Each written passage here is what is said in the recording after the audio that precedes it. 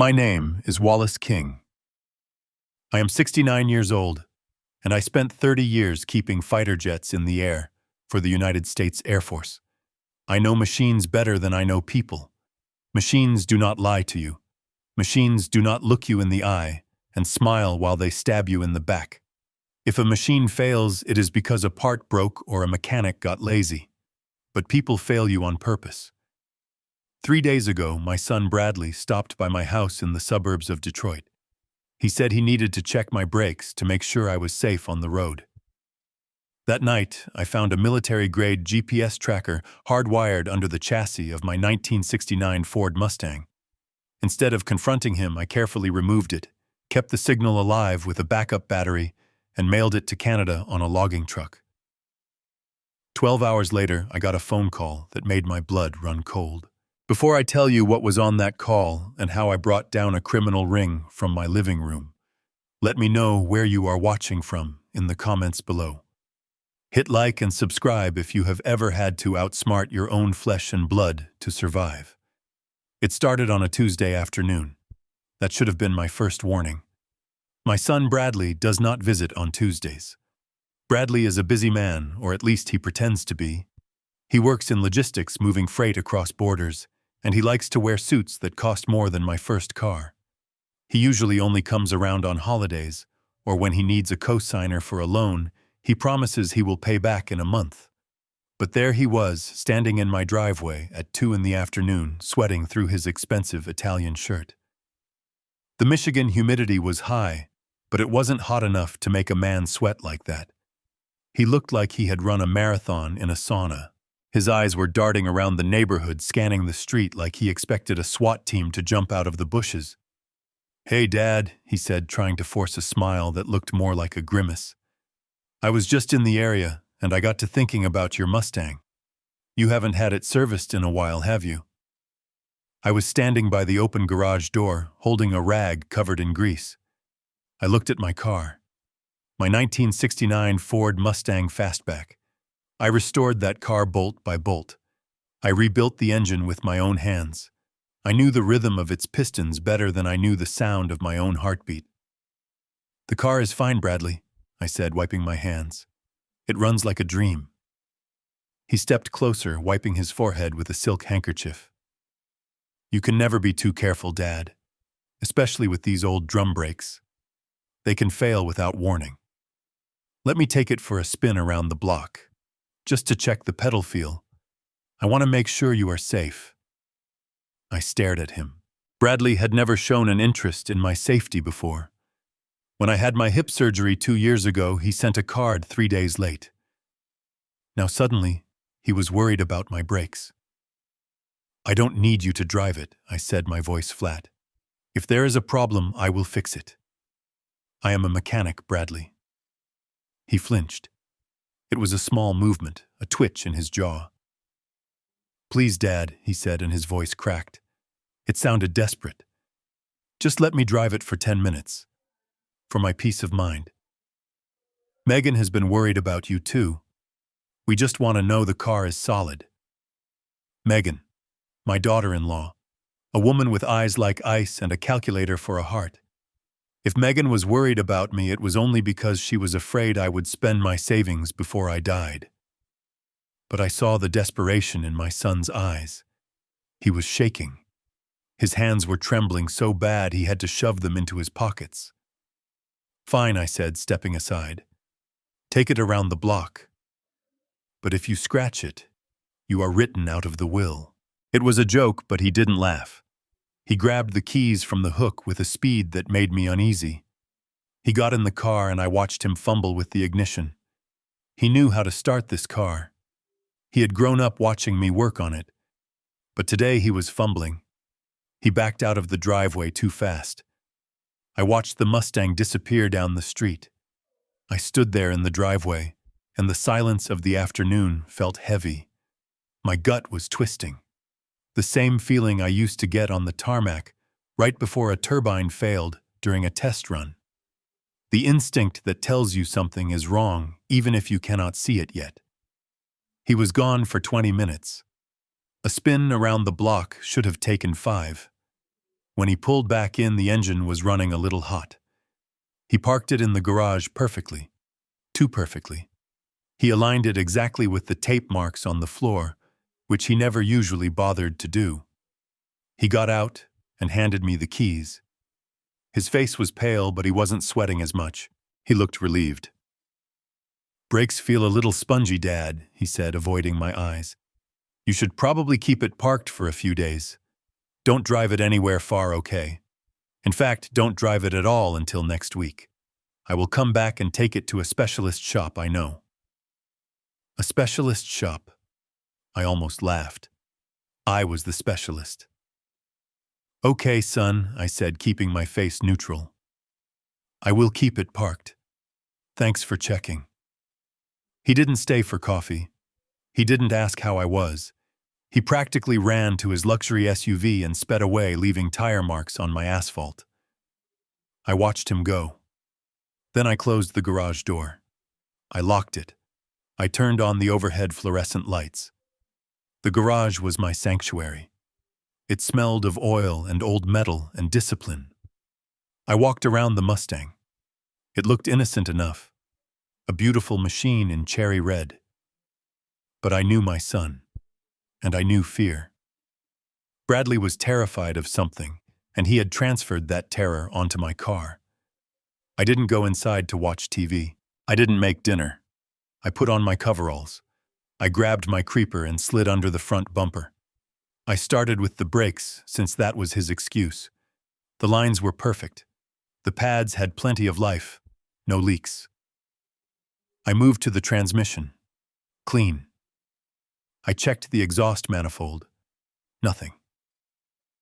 I spent an hour inching my way down the length of the car. My back ached. My eyes were straining in the harsh light. I was starting to feel like a paranoid old man. Maybe he really was just worried. Maybe he was just a son trying to connect with his father, and I was too cynical to see it. Then I reached the rear axle.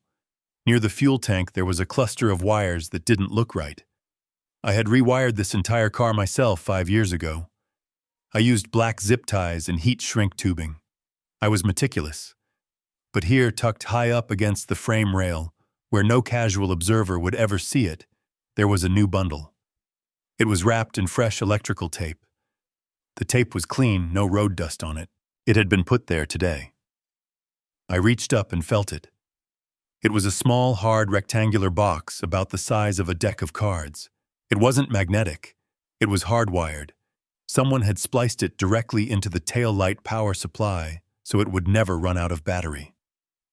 I grabbed my utility knife and carefully sliced the tape. I pulled the box down. It was heavy, matte black, no brand name, no Made in China sticker. I recognized the type immediately from my time working with military contractors. This wasn't a $20 tracker you buy online to catch a cheating spouse. This was a high-end, real-time GPS unit with cellular backhaul, the kind used to track high-value cargo containers or armored trucks. I lay there on the cold concrete, staring at the black box in my hand. My heart was hammering against my ribs, but my hands were steady. Bradley had put a military-grade tracker on my car. Why? He told me not to drive it. He said he would take it to a shop next week. Why track a car that isn't supposed to move, unless he wanted to make sure it didn't move, or unless he was planning to move it himself when I wasn't looking? I rolled out from under the car. I stood up and paced the garage. I felt a surge of anger so hot, it almost blinded me. My own son. He came into my house, looked me in the face, and lied to me while he turned my prized possession into a beacon. I almost grabbed my phone to call him. I wanted to scream at him. I wanted to demand answers. But then I stopped. I thought about his sweat, his shaking hands, the desperation. If I called him now, he would lie. He would say it was for my safety. He would say it was an anti-theft device.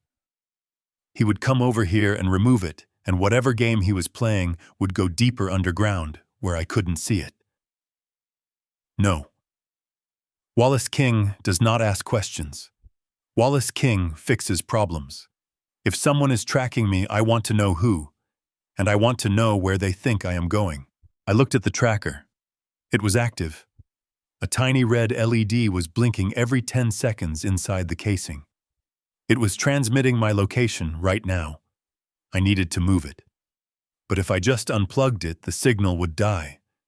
Whoever was watching the screen on the other end would know it had been tampered with. I walked over to my workbench. I grabbed a spare 12-volt motorcycle battery I used for testing circuits. I grabbed a pair of alligator clips and some spare wire. I went back under the car. I didn't cut the wires. Not yet. I carefully stripped a small section of the insulations on the tracker's power leads. I connected the motorcycle battery to the tracker in parallel. I watched the LED. It kept blinking. Good. The device now had an independent power source. Then and only then did I cut the wires connecting it to the Mustang. I pulled the device and the battery out from under the car. I taped them together into a bundle about the size of a brick. It was crude, but it worked. The signal was uninterrupted. As far as anyone watching was concerned, the tracker was still powered by the car. I stood in the middle of my garage holding the electronic leash my son had put on me. Now what? If I left it in the garage, they would see the car wasn't moving. That was boring. That wouldn't tell me anything. I needed the car to move. I needed it to go somewhere unexpected, somewhere that would force their hand. I looked at the clock on the wall. It was 10 p.m. I thought of Sully. Sullivan was my oldest friend. We served together in the 70s. He was a retired highway patrolman who now ran a small timber trucking company out of a yard about 5 miles from here. Sully hated liars and he loved a good prank. But more importantly, Sully had a fleet of trucks that ran routes all over the Midwest and into Canada. I grabbed my keys, not the Mustang keys. I took my old pickup truck. I put the tracker bundle in the passenger seat and threw a blanket over it, just in case. I drove to Sully's yard. The gate was open. Sully was in the dispatch office drinking bad coffee and yelling at a spreadsheet. When he saw me walk in at that hour, he didn't ask if I was okay. He reached into his drawer and pulled out a bottle of whiskey. "What broke Wallace?" he asked, pouring 2 glasses. "My son," I said. I put the tracker on his desk. I explained everything, the visit, the sweat, the hardwire job. Sully listened without blinking. He picked up the tracker and examined it. "Professional gear," he grunted. "This isn't kid stuff, Wallace. Bradley is in deep." "I know," I said. "I need to know how deep. I need this tracker to move, far away." Sully looked at the dispatch board on the wall. He traced a line with his finger. "I got a driver named Miller leaving in 20 minutes, he said. "He is hauling a load of raw timber up to Toronto. He crosses the Ambassador Bridge around 2 a.m. He won't stop until he hits Ontario." "Toronto," I said. "That is across the border." Sully grinned. "That is the point, isn't it? If they are tracking you, let's see how they like international travel." We walked out to the loading bay. Miller was doing his pre-trip inspection on a massive 18-wheeler. The trailer was stacked high with logs. Sully didn't explain the details to Miller. He just handed him the battery bundle wrapped in a waterproof bag. "Toss this in the toolbox behind the cab," Sully ordered. "Don't touch it. Don't unplug it. Just let it ride. I will buy you a steak dinner when you get back." Miller shrugged. "You are the boss, Sully." He threw the tracker into the metal toolbox and locked it. The engine of the truck roared to life. It was a deep, guttural sound that vibrated in my chest. I watched the truck pull out of the yard. I watched the red taillights fade into the darkness of the Detroit night. I drove home in silence. I parked my pickup. I went into the garage and patted the hood of my Mustang. It was safe. For now. I went into the living room and sat in my armchair. I didn't turn on the lights. I sat in the dark and waited. If Bradley was just worried about my safety, he would see the car moving on his app and call me to ask where I was going. If it was something else, well, I would find out soon enough. I checked my watch. Midnight. The truck would be hitting the highway. 1 a.m., nearing the bridge. I must have dozed off. The ringing of the phone jolted me awake. It was loud and shrill in the quiet house. I looked at the clock. 2:14 a.m. The truck would be crossing the border right now. I picked up the phone expecting to see Bradley's name. But it wasn't Bradley. The caller ID said unknown caller. My hand hovered over the device. A cold feeling settled in my stomach. This wasn't my son checking on his dad. This was the other shoe dropping. I swiped answer and held the phone to my ear. I didn't say a word. I just listened. There was a pause, a static hiss, and then a voice I had never heard before. It was distorted digital and cold as ice. "You crossed the line, old man," the voice said. "We had a deal. No borders. You turn that car around right now or we detonate the package." I froze. Detonate. The word hung in the air. "You are carrying $5 million worth of prototype chips in the quarter panels," the voice continued. "You think you can run with our product. You think you can steal from the cartel. We are tracking you. We see you on the bridge. Turn around or you go boom." The line went dead. I sat there in the dark, the phone still pressed to my ear. The dial tone buzzed like an angry hornet. Prototype chips, cartel, detonate. My son hadn't just put a tracker on my car. He had turned my Mustang into a mule. He was using me, his own father, to smuggle stolen technology across the border because he knew a 69-year-old veteran in a classic car wouldn't get searched by customs. But that wasn't the worst part. The voice said detonate. That meant there was a bomb, and I was sitting 20 feet away from the garage where my car was parked. The truck with the tracker was in Canada, but the car with the bomb was right here in my house. And if they realized the tracker and the car were in two different places, they would know I had played them. I dropped the phone and ran toward the garage. I didn't feel like an old man anymore. I felt like a soldier who had just heard the click of a landmine under his boot. I had to find that bomb before they pushed the button. 12 hours. That is 720 minutes. I counted every single one of them. The house was quiet. Too quiet. It was the kind of heavy silence that usually comes right before a mortar shell hits the bunker. I sat at my kitchen table with a cup of coffee that had gone cold 2 hours ago. I didn't drink it. I just held the ceramic mug to keep my hands from doing something restless. To my right, sitting on a folded dish rag to keep the metal from scratching the oak table, was my service pistol. A Colt 1911. Heavy steel.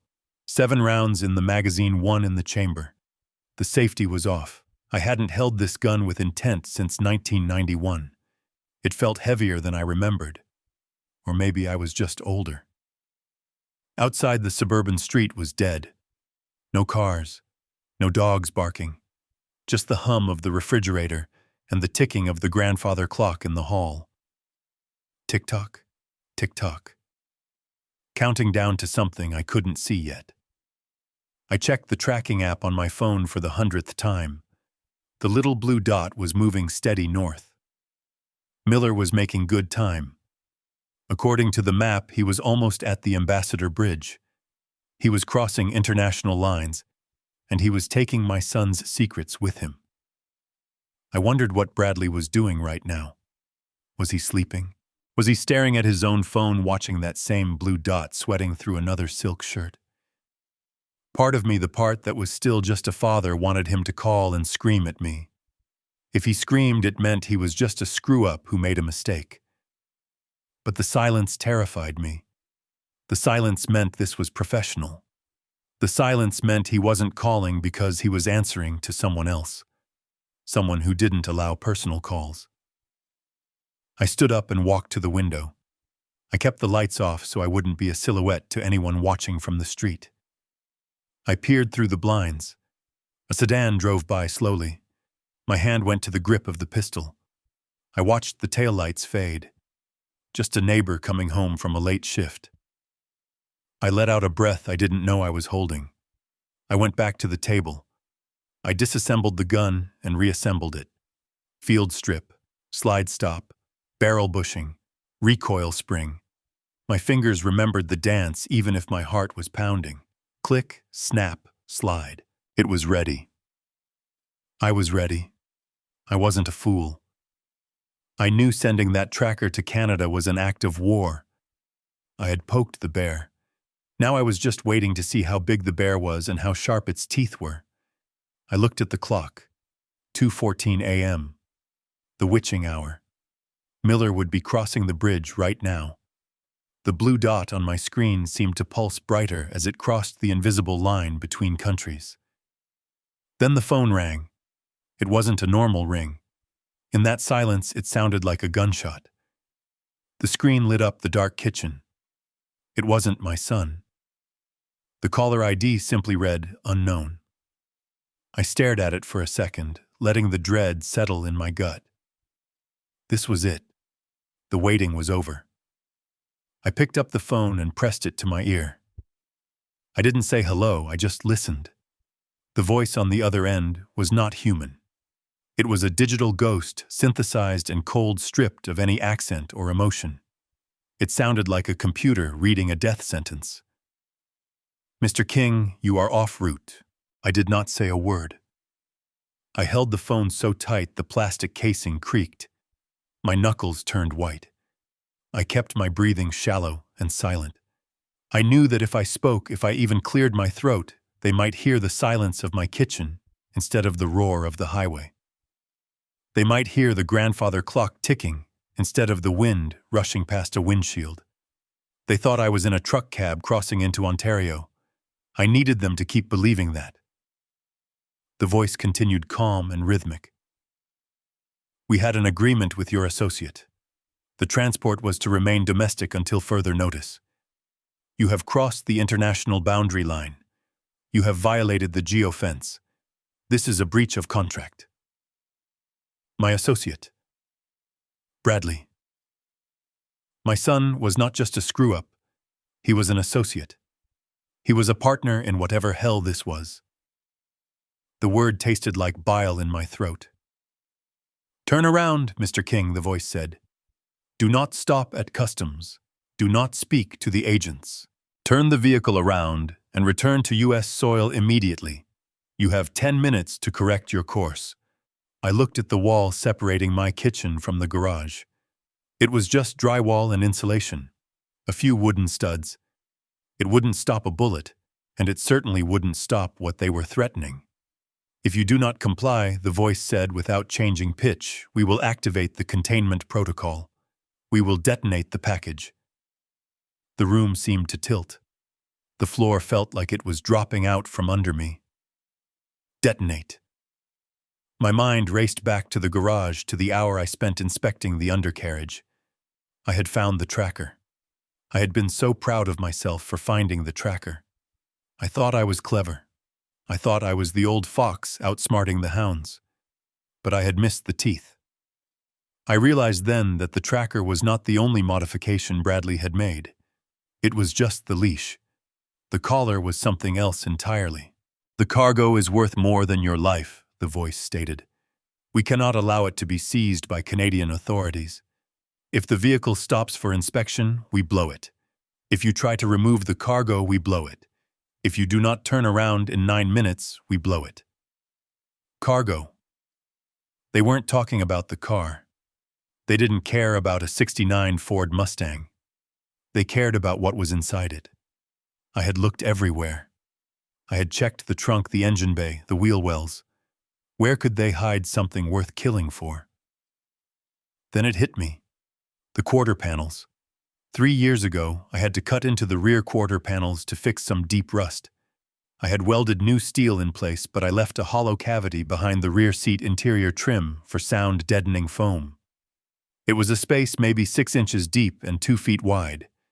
You would never know it was there unless you knew the car inside and out. Or unless you had the blueprints from the restoration I kept in my filing cabinet. Bradley knew. He had helped me sand that steel. He had watched me seal that cavity. He had turned my car into a mule. He wasn't just checking the brakes, he was loading the chamber. "You are carrying $5 million in prototype microprocessors," the voice said, answering the questions screaming in my head. "They are volatile, they are proprietary, and they are rigged with 2 pounds of C4 explosive connected to the ignition relay." C4. Plastic explosive. Stable until you put a current through it. My heart stopped. 2 pounds. That wasn't just enough to destroy the car. That was enough to level my garage and take half the house with it. I looked at the wall again. My son hadn't just betrayed me. He had turned me into a suicide bomber. He had parked a lethal weapon in the home where he grew up.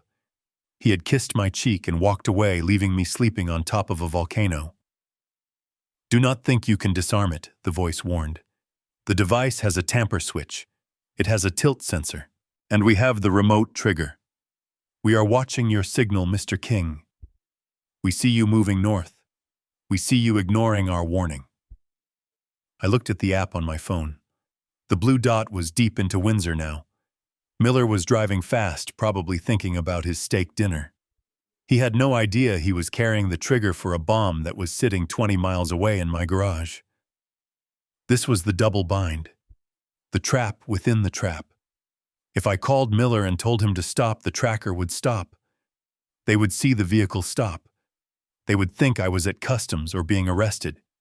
They would blow the car to destroy the evidence. If I let Miller keep driving, he would get further and further away. They would think I was stealing the cargo. They would blow the car to stop the thief. And if I told them the truth, if I screamed into the phone that I was sitting in my kitchen and the tracker was a decoy, they would realize I had tricked them. They would realize I knew too much. And they would blow the car just to tie up a loose end. There was no way out. Every road led to an explosion. 7 minutes, the voice said. "Turn around." The line clicked dead. I stood up. My legs felt heavy like I was walking through deep mud. I didn't run this time. Panic is for amateurs. Panic gets you killed.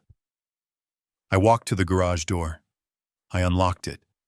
I stepped into the cool air of the workspace. The Mustang sat there gleaming under the fluorescent lights. It looked beautiful. It looked innocent. But now I saw it for what it was. It was a coffin. I walked to the driver's side. I didn't touch the car. I didn't want to set off a tilt sensor if there really was one. I leaned in through the open window. I looked at the ignition. It looked normal. I looked under the dash. There it was, tucked way up high above the clutch pedal, wrapped in the same black tape as the tracker. A second box, thicker, wired directly into the main harness. A red wire and a black wire ran from it, disappearing behind the kick panel toward the rear of the car, toward the quarter panels, toward the explosive. I reached out my hand. My fingers hovered over the wires. I was a mechanic for the Air Force. I worked on ejection seats. I worked on munitions loaders. I knew about circuits. I knew that C4 needs a detonator. It needs a spark. The voice said they had a remote trigger. That meant the box under the dash was a receiver. It was listening for a signal just like a cell phone. When it got that signal, it would send a pulse of electricity down that red wire. The pulse would hit the blasting cap buried in the plastic explosive. The cap would pop. The C4 would detonate, and I would be dust. I looked at my watch. 6 minutes left. I had 6 minutes before the men watching that blue dot in Canada decided I wasn't turning around. I needed to kill the receiver. But if I cut the power, the tamper switch might trip. If I cut the wrong wire, the circuit might close instead of open. I needed to see the bomb. I needed to see the blasting cap. I went to the back seat. I moved slowly. I didn't open the door. I climbed over the door sill like I was entering a cockpit. I couldn't shake the car. I reached for the rear interior panel. It was held in place by 5 clips. I had installed them. I knew exactly how much pressure to apply. Pop, pop, pop. The panel came loose. I pulled it back gently. There they were. 2 silver anti-static bags taped to the inner steel skin of the car. They were heavy. The hard drives, the chips, the $5 million, and right below them, molded like gray clay into the curve of the wheel well, was the block. C4. It looked like a brick of putty. Stuck into the center of it was a thin metal tube, the blasting cap. 2 wires ran from the cap back up toward the front of the car. I stared at it. It was sloppy work. The wires were exposed. The tape was peeling. This wasn't professional military work. This was hasty. This was Bradley trying to follow instructions he didn't understand. That sloppiness was my only chance. If this had been done by a pro, there would be a collapsing circuit. If I cut the wire, the voltage would drop, and a secondary battery would fire the cap. But this looked like a simple direct circuit. Power comes in, power goes, boom. I took a breath. I reached into my pocket and pulled out my wire cutters. I had 5 minutes. I isolated the red wire, the hot lead. I brought the jaws of the cutter around it. My hand was steady. It had to be. I thought about Bradley. I thought about the day I taught him to ride a bike. I thought about the day he graduated. I thought about the sweat on his face this afternoon. He didn't just put a tracker on my car. He put a gun to my head and handed the trigger to strangers. I squeezed the pliers. Snip. The wire parted. I waited for the noise. I waited for the flash. Nothing happened. The garage stayed silent. The car stayed in one piece. I let out a breath that sounded like a sob. I wasn't dead. I quickly cut the black wire. Then I carefully pulled the blasting cap out of the putty. It slid out easily. I held the small metal tube in my hand. This was the killer. The C4 was just fuel. This was the match. I walked to the workbench and placed the cap in a heavy steel vise and tightened it just enough to hold it. I went back to the car. I ripped the bags of chips off the wall. I pulled the C4 putty off the steel. It left a greasy residue. I carried it all to the workbench. I had the chips. I had the bomb. I had the car. But the tracker was still in Canada, and the clock was still ticking. My phone rang again. It wasn't the unknown number. It was Bradley. I looked at the screen. My son was calling. He was probably watching the same blue dot. He was probably seeing it move further away from the border, further away from safety, and he was panicking. I picked up the phone. Dad. He screamed, and his voice was so high and terrified it sounded like a stranger. Dad. Where are you? The app says you are in Canada. Why are you in Canada? You have to turn around. You have to come back. They are going to kill us, Dad. They are going to kill all of us. I listened to him scream. I listened to the panic of a man who had dug a grave too deep to climb out of.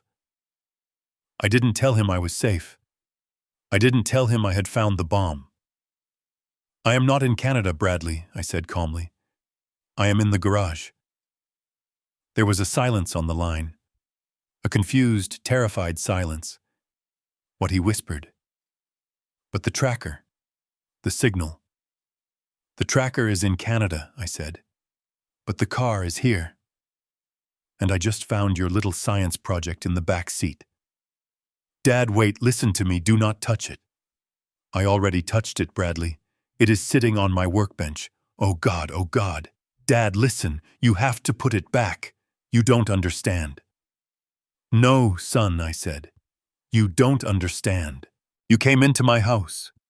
You threatened my life. And now you are going to come over here and explain to me exactly why I shouldn't throw these hard drives into the furnace. I hung up. I knew he would come. He had no choice. He was trapped between the cartel and his father, and right now I was the only one offering him a chance to breathe. I looked at the C4 on the bench. I looked at the hard drives. I had disarmed the bomb, but I hadn't disarmed the situation. The men on the phone still thought the car was in Canada. They would realize soon that the explosion hadn't happened. They would realize something was wrong. I needed to be ready. I went to the corner of the garage where I kept my old hunting gear. I pulled out a long canvas bag. Inside was my Remington 870 shotgun. Pump action, reliable. I loaded it with buckshot. Rack, click.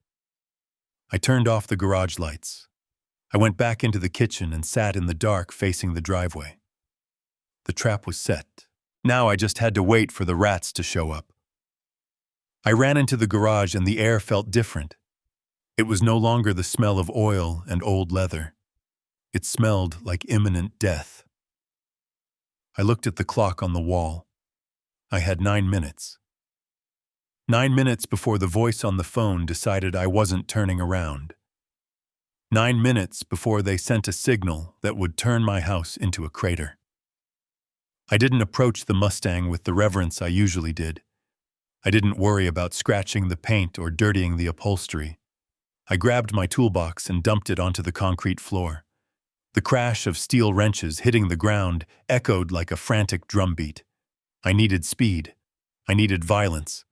I grabbed a pry bar and a heavy-duty flashlight. I dove into the back seat. The voice had said the cargo was in the quarter panels. I knew exactly where the hollow space was because I was the one who had left it there during the restoration. I had welded that steel myself. I knew the weak points. I jammed the pry bar behind the pristine vinyl trim panel. The sound of the clip snapping was sickening, a plastic pop that sounded like breaking fingers. I didn't care. I hauled back on the bar using my full body weight. The panel groaned and bent, then tore free from the frame. I tossed it into the front seat. I shone the light into the cavity. It wasn't empty. Wedged deep into the space between the outer skin and the inner wheel well were 2 rectangular packages. They weren't just in anti-static bags. They were wrapped in thick, dull gray sheets.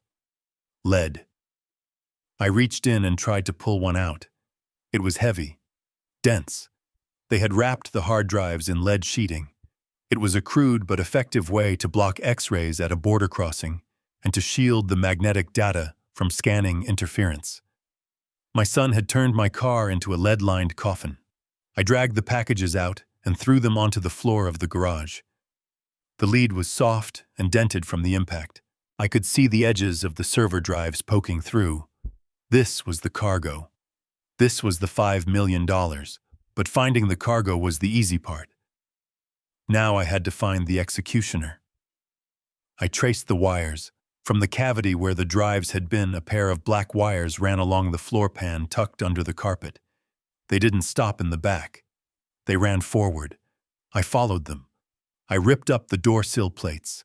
I tore the carpet back, exposing the bare metal floor. The wires ran up the firewall and disappeared through a grommet into the engine bay. The voice had said the bomb was connected to the ignition. That meant they wanted the car to blow the moment I tried to start it, or the moment they sent the remote signal to bypass the key. I scrambled out of the car and slid under the front bumper. My creeper was still there from earlier. I kicked it aside and dragged myself across the cold concrete on my back. I shined the light up past the oil pan toward the transmission bell housing. There it was. Attached to the starter motor solenoid with zip ties and industrial adhesive was a block of off-white putty. It was about the size of a brick. C4. Enough plastic explosive to punch a hole through the engine block and send the hood of the car into orbit. It was a nightmare of engineering. The heat from the headers was only inches away. The vibration from the road would be constant. Putting high explosives on a starter motor was suicide. It was unstable. It was sloppy.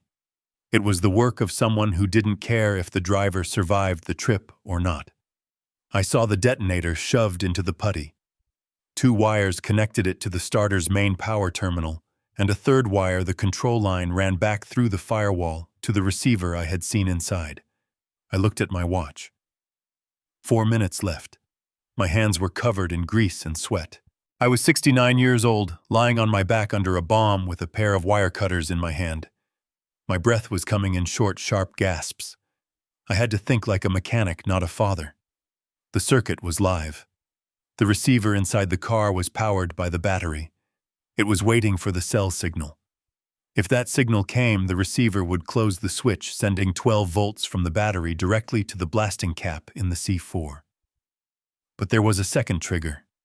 The starter solenoid itself. If I tried to start the car, the current would flow through the starter bridge and detonate the cap. They had rigged it so I couldn't run and I couldn't hide. I needed to sever the link between the receiver and the cap. But I had to be careful. Some of these devices had collapsible circuits. If you cut the power, the magnetic field collapses and triggers the explosion. I traced the wires again. Red, black, yellow. Yellow was the signal wire. That was the command line. I took a breath. I steadied my hand against the oil pan. I closed the jaws of the cutters around the yellow wire. I didn't think about the $5 million. I didn't think about the jail time. I didn't think about the betrayal. I just thought about the copper strands inside that plastic insulation. I squeezed. The wire snapped. Silence. I waited for the heat. I waited for the shockwave. Nothing. I let out a roar of relief that echoed off the bottom of the car. I quickly cut the red and black wires. The bomb was isolated. It was just a lump of clay now. I reached up and ripped the C4 off the starter motor. It came away with a tearing sound, leaving sticky residue on the metal. I held the death sentence in my hand. It felt cold. I slid out from under the car, clutching the explosive to my chest. I stood up and threw it onto the workbench next to the lead-wrapped drives. I had the cargo. I had the bomb. But the phone in my pocket was vibrating. The 10 minutes were up, and the tracker was still moving north in Canada. I looked at the screen. It wasn't the unknown caller. It was Bradley. He was calling me. I stared at his name glowing on the screen. My son. The boy I taught to fish. The man who had just rigged my death to a starter motor. I answered the phone. "Dad," he screamed, and the sheer terror in his voice told me everything. He wasn't calling to check on me. He was calling because he was watching the same blue dot on his screen, and he knew the deadline had passed. "Dad, why are you in Canada? You have to stop. They are going to blow the car." He thought I was dead. He was calling a ghost. I didn't say a word. I just breathed into the phone, letting him hear that I was still alive. "Dad, answer me," he sobbed. "I am not in Canada, Bradley," I said, my voice dropping to a growl that sounded like gravel in a mixer. "I am in the garage. And I just pulled your retirement plan off my starter motor." There was a silence on the line so profound, it felt like the world had stopped turning. "You have 20 minutes to get here," I said. "Bring Megan. And don't you dare hang up." The phone buzzed against the workbench, rattling the loose screws and washers I had scattered in my haste. It was vibrating right next to the brick of C4 I had just ripped out of my own car. The screen lit up with a photo of Bradley taken at a barbecue 3 years ago. He was smiling, holding a beer, looking like a man without a care in the world. I looked at that smile, and then I looked at the explosive device that was meant to turn me into a headline. I swiped the answer button. I didn't put it to my ear immediately. I put it on speaker and set it down on the bench between the detonator and the hard drives. "Dad. Dad, pick up. Oh God, please pick up." His voice was a high-pitched shriek, unrecognizable from the confident baritone he used in business meetings. He sounded like a child who had just dropped a match in a gas station. "I am here, Bradley," I said. My voice was calm. It was the calm of a man who has already looked the Reaper in the eye and sent him away. "Where are you?" The app says you are on the 401 highway. You are miles inside Canada. You have to turn around. You have to stop. They are going to blow the car, Dad. They called me. They said they are pushing the button. I listened to him hyperventilate. I listened to the sheer panic in his voice. And in that moment, the last shred of doubt vanished. He knew. He knew about the bomb. He knew that if I crossed that border, or if I stopped at customs, or if I just drove too slowly, the penalty was my death. And he had let me drive away anyway. He had sent me out there to die just to cover his debts. He wasn't crying because he thought I was about to die. He was crying because he thought the shipment was about to be destroyed. He was mourning $5 million, not his father. "They can't blow the car, Bradley," I said. "What? What do you mean?" "They have the trigger. They have the satellite link. You don't know who these people are." "I know exactly who they are," I said. "And I know exactly where the car is. It is not in Canada." The silence on the other end was heavy. I could hear him processing. I could hear the gears grinding in his head, trying to reconcile the blue dot on his screen with the voice on the phone. "But the tracker," he stammered. "The tracker is in Canada," I said. "It is riding in a toolbox on a logging truck headed for Toronto." "But the Mustang is right here in the garage. And so is the C4 you wired to my starter motor." I waited. I wanted him to deny it. I wanted him to say he didn't know about the explosives. I wanted him to lie to me one last time so I could hate him completely. But he didn't lie. He didn't deny it. "You touched it," he whispered. "Oh my God, you touched it. If you messed up the wiring, if you triggered the tamper switch." I didn't mess it up. I cut him off. I disarmed it. The detonator is in a vise. The plastic is on the bench. And the hard drives, those lead-wrapped bricks you hid in my quarter panels, are sitting right next to my shotgun. Shotgun. The word seemed to snap him out of his panic. "Dad, listen to me. Do not do anything. Do not call the police. You have no idea what you have stepped into. These people will kill us all." "They already tried," I said. "Now it is my turn." I grabbed the phone off the bench. "You have 20 minutes, Bradley. You and Megan. Get over here. If you are not in my driveway in 20 minutes, I am going to take a hammer to these hard drives, and then I am going to call the sheriff." "But the tracker. They think you are in Canada." "Exactly," I said. "That gives us a window. The truck driver is going to keep driving for another hour before he stops. That is how long you have to explain to me why I shouldn't put you in prison for the rest of your life." I hung up the phone. I didn't wait for his answer. I knew he would come. He was a coward, and cowards always run toward the person they think can save them. He thought he could come here and talk his way out of it. He thought he could manage me. He was wrong. I picked up the C4 and moved it to a metal bucket in the corner. I covered the hard drives with an oily rag. Then I picked up the Remington 870. I sat in my chair in the dark garage facing the door. I racked the slide. The sound was final. I wasn't a father anymore.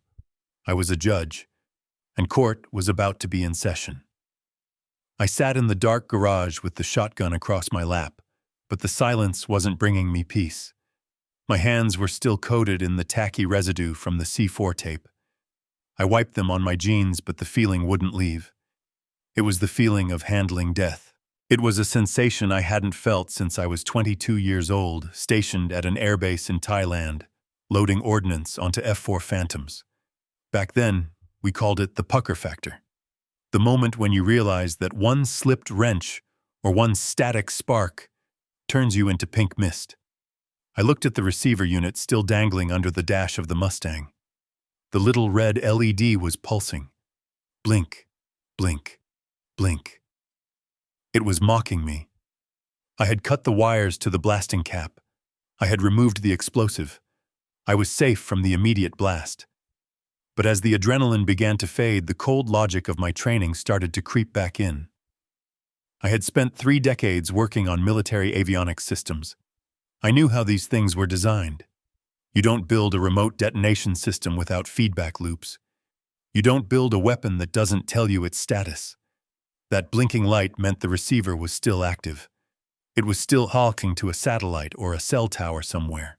And it was probably reporting its status to the men who were watching that blue dot in Canada. Right now, the status would be reading open circuit. Because I had cut the wires, the electrical loop was broken. To a sophisticated monitoring system that looks exactly like a failed detonator or a tampered device. If the cartel saw that error code, they would know the bomb had been neutralized. They would know the car wasn't in Canada. They would know they had been played, and when men like that realize they have been played, they don't just detonate the package. They send a cleaning crew. I had 20 minutes before Bradley arrived, but I might have less than that before a hit squad kicked down my door. I needed to clear that error code. I needed to make that receiver think it was still connected to a live blasting cap. I stood up and leaned the shotgun against the workbench. I needed to trick the computer. I walked over to my wall of parts bins. I had jars filled with screws, washers, fuses, and electrical components I had scavenged over 40 years. My wife, God rest her soul, used to call it my junk collection. She used to ask why I needed a drawer full of old resistors and capacitors from microwave ovens and broken radios. Because you never know. Helen, I whispered to the empty garage. Because sometimes you need to build a ghost. I dug through a bin marked electrical. I was looking for a specific component. A resistor. In the Air Force, we used to test firing circuits with what we called a dummy load. You couldn't attach a live missile to the rail every time you wanted to test the voltage, so you attached a small ceramic resistor that had the same electrical resistance as the squib in the rocket motor. The computer would send a test pulse, measure the resistance, and give you a green light. It thought the missile was ready. It was lying to the machine to keep it happy. I needed to do the same thing here. Most blasting caps have a resistance between 1 and 2 ohms. If I could bridge the red and black wires coming out of that receiver with a 2-ohm resistor, the system would see a completed circuit. It would think the bomb was still there. It would report system ready. I poured the bin out onto the workbench next to the hard drives. I sifted through the tangle of wires and ceramic beads. 10 ohms, too high. 100 ohms, way too high. My fingers were stiff. Arthritis was a constant companion these days, a reminder of too many winters spent on freezing flight lines in Germany. I pushed through the pain. I found a small strip of resistors from an old stereo project. 1.5 ohms. Perfect. I grabbed my soldering iron and plugged it in.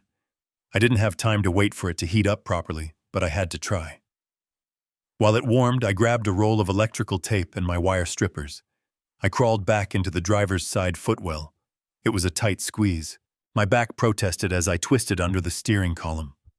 I looked up at the receiver box.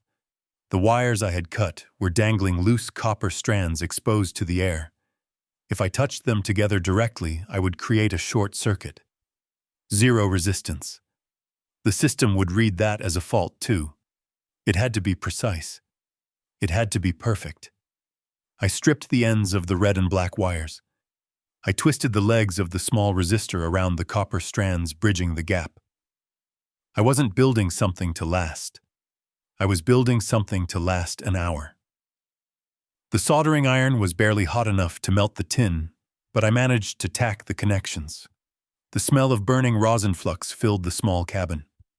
It was a smell that took me back to the barracks repairing radios for cigarettes. It was the smell of fixing things that were broken. I wrapped the new connection in black tape, mimicking the work Bradley had done. I tucked the wires back up into the harness. Then I held my breath and looked at the receiver box. I waited for the light to change. I waited for it to turn solid red, indicating a fault. Or worse, to go dark entirely. Blink, blink, blink. It kept its steady rhythm, same pace, same color. I let out a breath and slumped back against the door sill, I had fooled it. As far as the cartel was concerned, the bomb was primed and ready. As far as they knew, the car was still a lethal weapon speeding toward Toronto. I had bought myself time. I climbed out of the car and wiped the sweat from my eyes. I looked at my handiwork. From the outside, you couldn't tell anything had changed. The Mustang looked exactly as it had when Bradley dropped it off. But everything had changed. I wasn't just a retired mechanic anymore. I wasn't just a father who had been betrayed. I had reactivated a part of myself I thought I had buried when I hung up my uniform. The part of me that understood warfare. The part of me that knew that in a conflict, information is just as deadly as ammunition. I had control of the information now. I controlled what they saw. I controlled what they believed. I walked back to the workbench and unplugged the soldering iron. I looked at the pile of lead-wrapped hard drives. I picked one up. It was heavy, dense, cold. $5 million of secrets. I wondered what was on them. Schematics, source code, identities. It didn't matter. To me, they were just leverage. They were the bait in the trap I was setting for my son. I checked the time. 7 minutes had passed. Bradley and Megan would be on the highway by now, driving like maniacs to get here. I needed to set the stage. I cleared the workbench. I put the soldering iron away. I swept the wire clippings into the trash. I took the bucket with the C4 and the detonator and moved it to the far corner of the garage behind a stack of winter tires. I didn't want them to see it immediately. I wanted them to wonder. I wanted them to enter the space and feel the absence of the threat before they saw the reality of it. I placed the hard drives in the center of the workbench under the harsh light. I wanted them to be the first thing Bradley saw. I wanted him to see the prize he had sold his father for. Then I picked up the shotgun again. I sat down in the chair in the shadows. I rested the weapon across my knees. The steel was cool against my hands. I thought about the man I used to be. The man who taught Bradley how to change his oil. The man who paid for his college tuition. The man who co-signed his first mortgage. That man was gone. He had died the moment I found that black box under my car. The man sitting in the chair now was someone else. He was a man who knew how to bridge a circuit to fool a bomb. He was a man who knew how to wait. I closed my eyes for a second and listened to the silence of the house. It wasn't empty anymore. It was filled with the ghosts of the past and the violence of the present. I heard the sound of a car engine in the distance. It was driving fast, the engine revving high. They were here. I opened my eyes. I gripped the shotgun. I watched the garage door. Let them come. I sat there in the driver's seat of the Mustang for a moment longer than I needed to. The electrical tape was smooth under my thumb. The bundle of wires was tucked back up under the dash, invisible to anyone who didn't know exactly what they were looking for. The red light on the receiver blinked its steady, rhythmic lie. It was telling the men in Canada that the bomb was armed. It was telling them I was a dead man walking. But in the silence of that garage with the smell of ozone and old carpet filling my nose, I wasn't thinking about the cartel. I wasn't thinking about the explosives I had just neutralized. I was thinking about a bicycle. It was a Schwinn. Bright blue with chrome fenders. Bradley was 7 years old. He had crashed it into the curb out front of this very house. He came running into the garage, holding his skinned knee, crying not because he was hurt, but because he thought he had broken his machine. He thought he had ruined the thing he loved. I remembered lifting him onto the workbench. I remembered wiping the tears from his face with a shop rag. I told him that metal has a memory, but it can be convinced to change. I showed him how to bend the fender back. I showed him how to align the wheel. I watched his small hands struggle with the wrench, his tongue poking out of the corner of his mouth in pure concentration. "Dad," he had said, looking up at me with eyes that held the whole world. "You can fix anything." I looked at my hands now. They were stained with grease and the sticky residue of high explosives. They were the same hands that had held him when he was born, the same hands that had guided his first confident steps. And now these hands had just cut the wire on a bomb he had built to kill me. I felt a tearing in my chest that had nothing to do with shrapnel. It was a physical severing. With every snip of those wire cutters, I hadn't just disconnected a circuit. I had severed the cord that connected a father to a son. I had surgically removed 38 years of love and replaced it with cold, hard necessity. I realized then that the Bradley I knew, the boy who cried over a bent fender, was dead. He had died a long time ago, and I had been too blind to see the funeral. The man who came to my driveway today, the man who sweated through his silk shirt and lied to my face, was a stranger. He was a creature made of debt and desperation, wearing my son's face. I climbed out of the car. My knees popped. I felt every day of my 69 years. I walked over to the workbench and looked at the pile of lead-wrapped hard drives. I looked at the sloppy wiring on the detonator cap I had clamped in the vise. It was the sloppiness that bothered me. Bradley was never a mechanic. He didn't have the patience for it. He wanted the result without the work. That was why he went into logistics. That was why he gambled. He wanted the big score without the grease under his fingernails. But this plan, the tracker, the decoy, the remote detonation, it was sophisticated. It was architectural. It had layers. It used my own routine against me. It leveraged my skills as a driver and my predictable nature as a retiree. It was a cold, calculated psychological play. Bradley didn't have the mind for this. He didn't have the stomach for it. I saw him today. He was shaking. He was falling apart. A man who builds a bomb to kill his father doesn't shake unless he is being held at gunpoint himself. So who was holding the gun? I thought about Megan, my daughter-in-law. I thought about her eyes. They were always watching, assessing, calculating. I remembered the last Christmas dinner. Bradley had been laughing loud, a little too drunk on eggnog, trying to be the life of the party. Megan hadn't laughed. She sat there with a tight smile, sipping her water, watching him with a look that wasn't love. It was contempt. It was the look of an owner watching a disappointing racehorse. I remembered the way she asked about the house. She never asked about the garden or the neighbors. She asked about the square footage. She asked about the market value. She asked about my insurance policies. It clicked into place like a well-oiled bolt. The debt wasn't just Bradley's. The lifestyle, the leased luxury cars, the vacations they couldn't afford, that was Megan. Bradley was weak, but Megan was hungry. Bradley was the tool, but Megan was the hand that wielded him. She knew I wouldn't suspect her. She knew I would look at my son and see the boy I raised, and my judgment would be clouded by sentiment. She counted on that.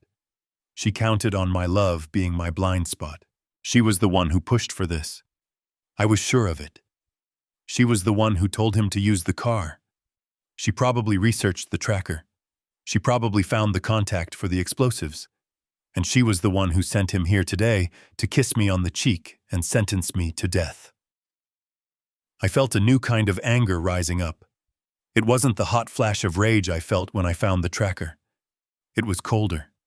It was the ice-cold fury of a man who realizes his family has been hollowed out from the inside. She had turned my son into a weapon against me. She had taken his weakness and weaponized it. I looked at the shotgun resting against the bench. I wasn't just defending my life anymore. I was defending the memory of the family I used to have. I was defending the dignity of my name. I checked the time. 11 minutes left. They were coming. I needed to be ready, not just physically, but mentally. I had to kill the father in me. I had to suppress the instinct to forgive. I had to lock away the part of me that wanted to hug my son and tell him it would be okay. It wasn't going to be okay. I walked to the corner of the garage where the old metal slop sink stood. I splashed cold water on my face. I scrubbed the grease and the C4 residue from my hands with pumice soap. I watched the gray water swirl down the drain. I looked at myself in the cracked mirror above the sink. My eyes were hard. They were the eyes of the man who had walked patrol perimeters in the rain. They were the eyes of the man who knew that sometimes you have to burn the field to save the farm. I dried my hands. I walked back to the chair in the shadows. I picked up the Remington. I checked the safety. I thought about the sloppy wiring on the starter motor again. That was Bradley. Panic, fear, incompetence. But the receiver under the dash, the one I had just tricked, that was clean. That was professional. That was the cartel. Megan had bridged the gap between my son's incompetence and the cartel's ruthlessness. She was the interface, and she was coming into my house. I heard the distant hum of tires on asphalt. It was getting louder. A car was moving fast up the quiet suburban street. I didn't need a tracker to know who it was. I sat back in the darkness. I let the silence of the garage wrap around me. The father was gone. The mechanic was gone. Only the soldier remained. The headlights of the approaching vehicle swept across the frosted windows of the garage door, casting long, stretching shadows that danced across the oil-stained concrete. They looked like specters reaching out to grab me. I didn't flinch. I sat in the darkness, my breathing slow, and measured my heart rate controlled by sheer force of will. I had a few minutes before they breached the perimeter, time enough to secure the final nail in the coffin.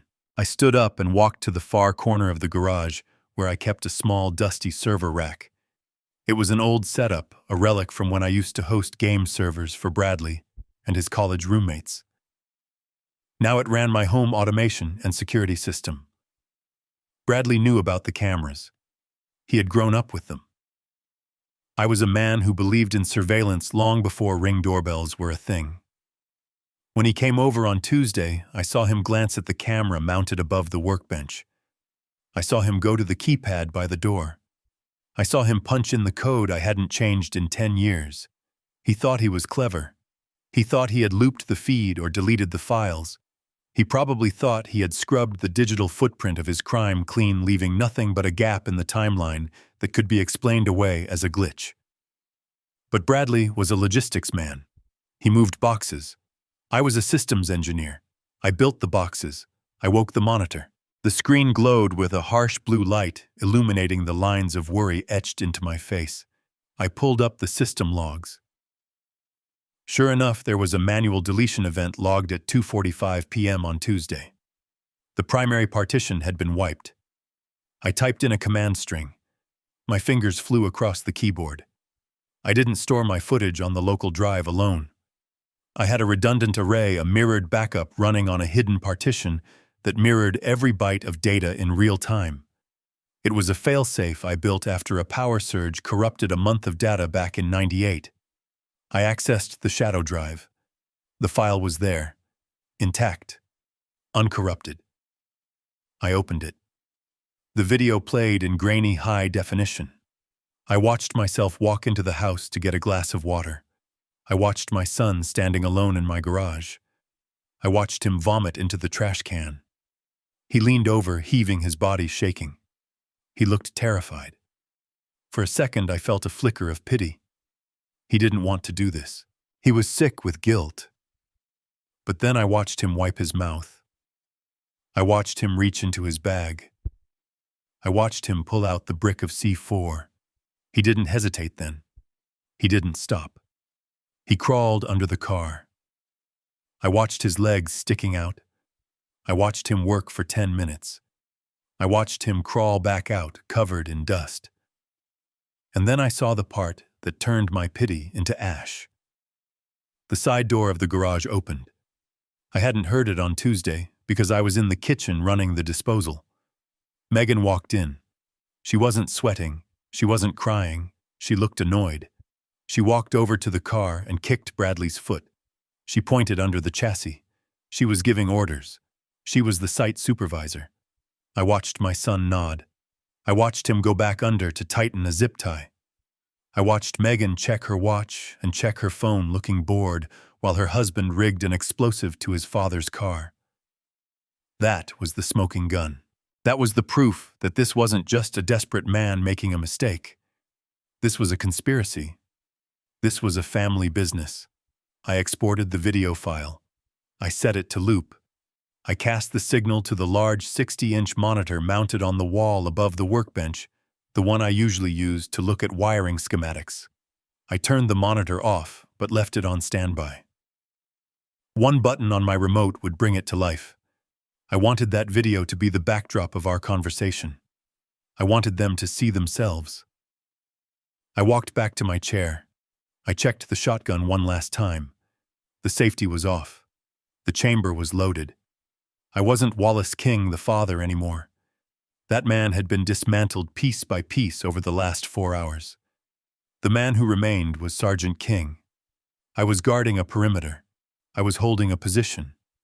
The enemy was approaching, and I had engaged the rules of engagement. I looked around the garage. This wasn't a home. It was a kill box. I had cleared the lines of sight. I had removed the tripping hazards. I had positioned the bait, the hard drives, under the brightest light in the room. I had placed the bucket with the explosives in the shadows, ready to be revealed. I felt a strange calm settle over me. It was the calm of clarity. For years I had worried about Bradley. I had worried about his debts, his marriage, his drinking. I had lost sleep wondering if I had failed him as a father. I had wondered if I had been too hard on him or too soft. But now the wondering was over. The ambiguity was gone. He had made his choice. He had chosen the cartel over his blood. He had chosen money over my life. And in doing so, he had freed me. I didn't have to worry about his future anymore because he had just forfeited it. I heard the car door slam outside. Then another slam. Hurried footsteps on the driveway. The sound of heels clicking on the pavement. Megan. They didn't knock. They didn't ring the bell. They tried the keypad on the garage door. Beep, beep, beep, beep. The motor whirred. The heavy door began to rise. I didn't move. I sat in the darkness, the shotgun across my lap, invisible to the outside world, until the door rose high enough to reveal me. The streetlights flooded in from behind them, casting 2 long silhouettes onto the garage floor. They looked like paper cutouts, fragile, 2-dimensional. The door hit the stops with a clank. Dad Bradley's voice called out, trembling into the gloom. "Dad, are you in here?" I reached out and flipped the switch on the workbench light. The sudden glare was blinding. The single bulb illuminated the pile of lead-wrapped hard drives sitting on the bench like an altar offering. Bradley and Megan stood in the driveway, blinking against the light. They looked like deer caught in the high beams of a semi-truck. Bradley was pale, his shirt unbuttoned, his hair a mess. Megan looked impeccable, her makeup perfect, her eyes sharp, scanning the room until they landed on the hard drives. I saw the greed flash across her face before she could hide it. Then they saw me. I was sitting 10 feet away, deep in the shadows behind the workbench. The light didn't touch me, but it glinted off the barrel of the Remington. "Come in," I said. My voice didn't sound like mine. It sounded like grinding gears. "Close the door behind you." Bradley stepped forward, his hands raised. "Dad," he said, "put the gun down. You don't need that. We are family." I racked the slide of the shotgun. The sound was loud, violent, and impossible to misunderstand. "Chuck, Chuck," I said, "close the door." Megan pushed the button on the wall. The door began to lower, sealing us in. The world outside disappeared. It was just the 3 of us now. The Father, the Son, and the unholy ghost. The air in the garage grew heavy. The smell of the C4 in the bucket seemed to permeate the room. I stood up slowly, keeping the barrel leveled at Bradley's chest. "Welcome home, son," I said. "I found your present." I nodded toward the workbench. Bradley looked at the drives, then at me, then at the receiver blinking under the dash of the Mustang. "You disarmed it," he whispered. I did, I said. But I didn't turn it off. I pointed to the blinking red light. They still think it is live, Bradley. They still think I am in Canada. And that means we have time for a little chat before the world ends. Megan stepped forward. She didn't look scared. She looked angry. Where is the rest of it? She demanded. Where are the explosives? I looked at her. I looked at the woman who had kicked my son's foot while he was rigging my death. It is safe, I said. Safer than I was this morning. You stupid old man, she hissed. You have no idea what you have done. Give us the drives. We can still fix this. We can drive them across. We can tell them the tracker malfunctioned. I laughed. It was a dry, humorless bark. You aren't going anywhere, Megan. Neither is he. I reached into my pocket and pulled out the remote for the monitor. I think we should watch a movie first, I said. I pressed the button. The 60-inch screen on the wall flared to life. The video of Bradley vomiting in the trash can began to play. Bradley made a sound like a wounded animal. Megan went rigid. I watched their faces as they watched themselves commit a felony. I saw the moment Bradley realized there was no coming back from this. I saw the moment Megan realized her control was slipping. That is enough, Megan snapped. Turn it off. No, I said. We are going to watch the whole thing. Especially the part where you check the tape, Megan. I want to make sure I got the installation right. Bradley fell to his knees. He was sobbing now. Dad, please. I didn't want to. I had no choice. They said they would kill Megan. They said they would kill the kids. I looked at him. I looked at the man on his knees. So you decided to kill me instead. I decided to trade my life for yours. Is that it? He didn't answer. He just put his head in his hands. But Megan didn't kneel. Megan reached into her purse. I saw the movement. I shifted the shotgun barrel toward her. Don't, I warned. She froze her hand inside the leather bag. Her eyes were cold, dead things. You won't shoot me, Wallace, she said. You don't have it in you. You are weak, that is why we did this. You are old and weak, and you are sitting on money you don't deserve. She started to pull her hand out. I saw the glint of metal, a small pistol, a chrome-plated .25 caliber. Drop it, I roared. She leveled the gun at me. Give me the drives, she screamed. Give them to me or I will put you in the ground right now. I looked at the barrel of her gun. It was shaking. I tightened my finger on the trigger of the shotgun. I wasn't a father anymore. I wasn't a mechanic. I was a soldier, and the enemy had breached the wire. I took a breath. Your move, Megan, I said. The phone was heavy in my hand. It felt like a grenade with the pin pulled. I sat in the darkness of the kitchen, staring out at the empty driveway. The clock on the wall ticked past 2:30 in the morning. My truck driver friend Miller was probably passing London, Ontario by now. The blue dot on the tracking app was moving steady and fast away from the border. To the men watching the screen in some cartel basement, that blue dot was the truth. It told them the package was safe. It told them the mule was on schedule. But to my son, that blue dot was about to become a nightmare. I needed them here. I needed Bradley and Megan in this room within arm's reach. If I threatened them, they might run. If I told them I called the police, they might disappear or send a cleaner to silence me.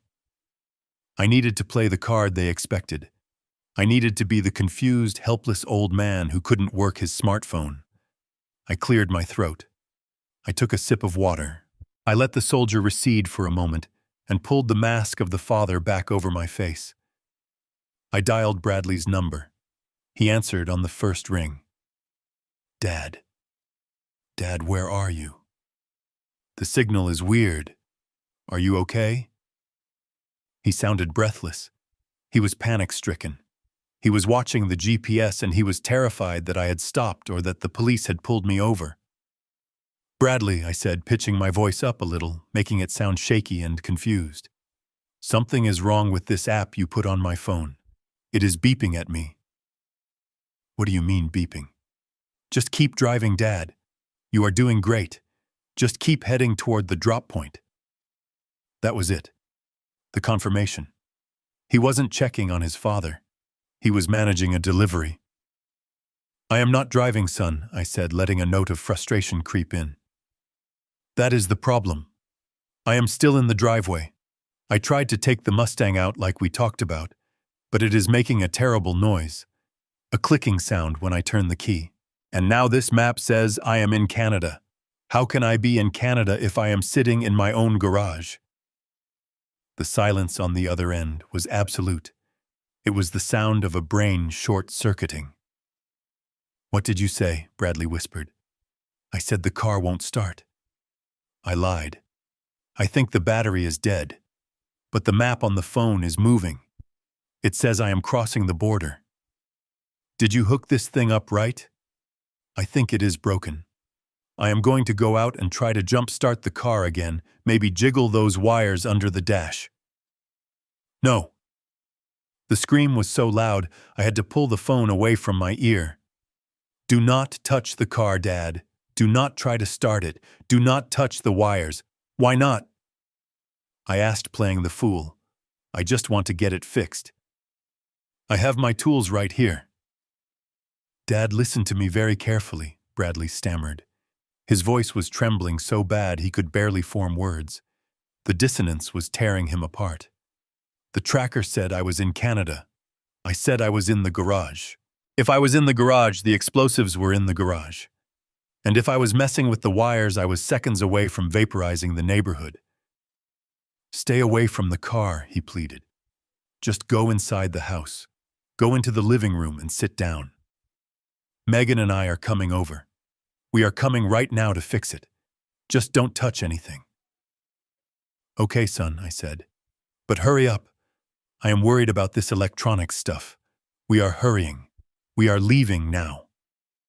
I hung up the phone. I set it down on the table next to the pistol. The hook was set. I walked back into the garage. I had about 20 minutes. I used the time to set the stage. I turned on the lights in the kitchen, but left the garage in shadows. I wanted them to come through the front door. I wanted them to walk into the house thinking they were managing a crisis, only to realize they were walking into a cage. I moved the bucket containing the C4 and the detonator behind the workbench, but left it accessible. I covered the hard drives with a grease rag, but left the corner of one exposed, just enough for the lead shielding to catch the light if you looked closely. Then I sat in my armchair in the living room, facing the front door. I put the shotgun down beside the chair, out of sight, but within easy reach. I waited. I heard the tires screeching around the corner long before I saw the headlights. They were driving fast. Desperate. A black SUV swerved into my driveway and slammed to a halt. The doors flew open. Bradley jumped out of the driver's side. He wasn't wearing a suit this time. He was in sweatpants and a t-shirt, looking like he had been dragged out of bed by the end of the world. Megan got out of the passenger side. She looked sharp, alert, and furious. They didn't knock. They burst through the front door, breathless and wild-eyed. Dad, Bradley shouted, scanning the room. Dad, where are you? I am here, son, I said calmly from the armchair. They spun around. Bradley looked at me, and then he looked past me toward the door that led to the garage. He was sweating profusely. His chest was heaving. The car, he gasped. Is it in the garage? Of course it is, I said. Where else would it be? He slumped against the wall, looking like he might vomit. He ran his hands through his hair. He looked at his phone, then at me, then at the garage door. He couldn't reconcile the reality. The GPS still showed the tracker moving north. But his father was sitting here. Something is wrong, Megan hissed. She stepped forward, her eyes narrowing. She wasn't looking at me with relief. She was looking at me with suspicion. She was smarter than him. She knew that technology doesn't just glitch like that. "Show us the car," she demanded. I stood up slowly, leaning on my cane, a prop I didn't really need tonight, but one that added to the illusion of frailty. "It is right through there," I said, pointing. "But I don't understand what the panic is about. It is just a dead battery." Bradley pushed past me and ran into the garage. Megan followed him close on his heels. I followed them, moving quietly, closing the distance. I stood in the doorway of the garage and watched them. Bradley stopped dead in front of the Mustang. It was sitting there on the concrete, innocent and silent. He rushed to the driver's side and looked through the window. He looked under the dash. He saw the bundle of wires. He saw the blinking red light of the receiver I had tricked. "It is still active," he whispered. "Thank God. It is still armed." He turned to Megan, his face a mask of pure relief. "It didn't blow," he said. "The timer didn't trigger. The receiver is still green." Megan didn't look relieved. She walked around the back of the car. She was looking for something else. She was looking for the payload. She opened the passenger door and leaned in. She popped the glove box. Empty. She checked under the seats. Then she saw it. The rear interior panel. It wasn't quite flush. I had put it back, but I hadn't snapped all the clips. She ripped the panel back. She stared into the hollow cavity. It was empty. No hard drives, no lead shielding, no $5 million. She spun around, her face contorted in a snarl that stripped away every layer of the sweet daughter-in-law I thought I knew. "Where are they?" she screamed at Bradley. "Where are the drives?" Bradley looked confused. He ran to the back of the car. He looked into the empty hole. "I don't understand," he stammered. "I put them there. I taped them in myself." "They are gone, you idiot!" she yelled. She turned her gaze to me. And that was when the charade ended. I wasn't the confused old man anymore. I was standing in the doorway, my posture straight, my eyes clear. I wasn't leaning on the cane. I was holding it like a club. "Did you take them?" she hissed, stepping toward me. "Did you touch the car, old man?" I didn't answer her. I just reached into my pocket and pulled out the remote for the television I had mounted on the garage wall. "I think you are looking for these," I said. I pressed the button. The screen flared to life. But it wasn't showing the news. It was showing the feed from the security camera I had recovered. It showed Bradley vomiting in the trash can. It showed him taping the C4 to the starter. It showed Megan standing over him, directing the installation of the device meant to kill me. Bradley made a sound like a strangled cat. He stared at the screen, watching his own crime replay in high definition. Megan went still. Deadly still. "You fixed the camera," she whispered. "You knew." I walked over to the workbench and pulled the grease rag off the pile. The lead-wrapped hard drives sat there heavy and undeniable. Next to them was the brick of C4 I had removed. "I know everything," I said. "I know about the debt. I know about the cartel. And I know that you were willing to turn your father into pink mist to save your own skins." Bradley fell to his knees. He was sobbing now. "Dad, please. You don't understand. They were going to kill us." But Megan didn't cry. Megan reached into her purse. I saw the movement. It was fast, fluid, practiced. I dropped the cane. I didn't reach for the shotgun I had hidden in the living room because I wasn't there. I reached for the heavy steel wrench sitting on the shelf next to me. But she was faster. She pulled out a small chrome pistol, a .25 caliber. Saturday night special. Cheap but lethal at this range. She leveled it at my chest. Her hand was shaking, but her eyes were not. "Give me the drives, Wallace," she said. "Give them to me now, or I will finish what the bomb didn't." "You made good time," I said. I didn't stand up from my armchair. I stayed seated, my hands resting on the armrests, the shotgun hidden in the shadows beside me. The living room was dim, lit only by a single floor lamp that cast long pools of yellow light across the carpet. Bradley and Megan stood in the entryway, chest heaving, eyes wild. They looked like they had just run from a burning building. Bradley was wiping sweat from his forehead with the back of his hand, his eyes darting toward the hallway that led to the garage. "The car," he gasped. "Dad, we have to check the car." "There is no rush, son," I said, my voice slow and deliberate. "Sit down. You both look like you are about to have a heart attack." "I don't have time to sit," Bradley shouted, taking a step toward the hall. I reached out and picked up the porcelain teapot I had placed on the side table. It rattled slightly against the saucer. The sound was small, but in the quiet house it was sharp. I said, "Sit down, Bradley." Something in my tone stopped him. It wasn't the voice of the confused old man I had played on the phone. It was the voice of the father who used to ground him for lying. It was authority. Megan put a hand on Bradley's arm. She was smarter than him. She sensed the shift in atmospheric pressure. She looked at me, her eyes narrowing, calculating. "We are just worried about you, Wallace," she said, smoothing her hair. Her voice was tight. "You sounded so confused on the phone. We just want to make sure the vehicle is safe." "It is safe," I said. "It is in the garage. It isn't going anywhere. And neither are you until you have a drink. It is a long drive from your place, that you must be thirsty." I gestured to the sofa opposite me. "Please." Humor an old man. Bradley looked at Megan. She gave a microscopic nod. They walked stiffly to the sofa and sat on the edge of the cushions ready to bolt.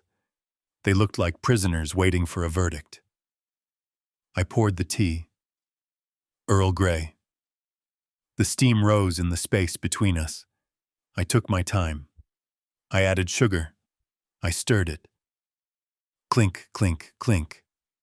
I watched Bradley. He was checking his watch. He was checking his phone. I knew what he was seeing. The blue dot in Canada was still moving. The bomb was still armed. Every second we sat here was a second closer to a detonation he couldn't stop. He was vibrating with terror. So I said, taking a sip, "How have you been, son? We haven't really talked in a while."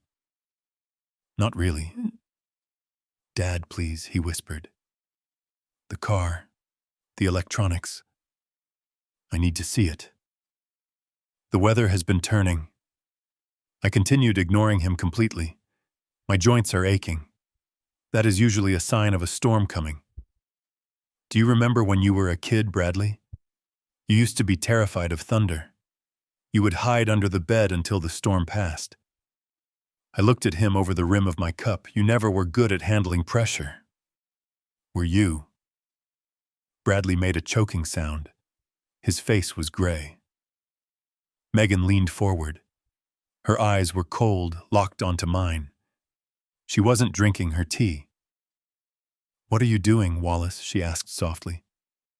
"I am catching up with my family," I said innocently. "Is that a crime?" I saw her gaze flicker to my hands. She was looking for a tremor. She was looking for signs of dementia. She was trying to diagnose the threat. "The car," I said, setting the cup down. "It is a funny thing.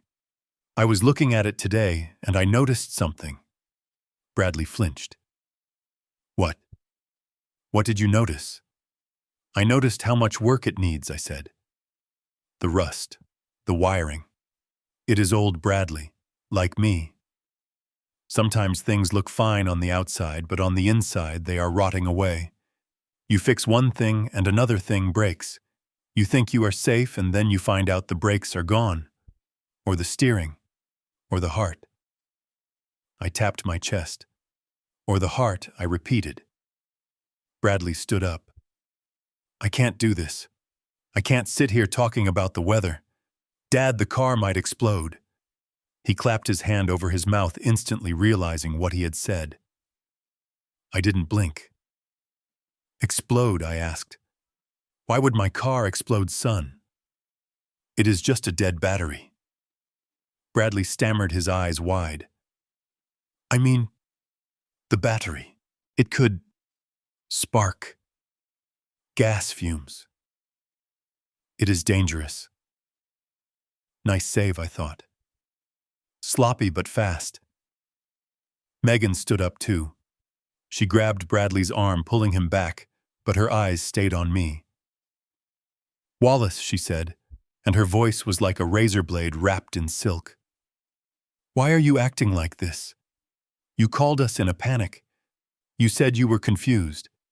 Now you are sitting here drinking tea and speaking in riddles. What is going on? I looked at her. I looked at the woman who had turned my son into a patricidal wreck. I am not confused, Megan, I said. I am just disappointed. Disappointed about what? About the mileage, I said. I get terrible mileage in that Mustang. It burns fuel so fast, almost as fast as you burn through money. The room went deadly silent. Megan's face hardened.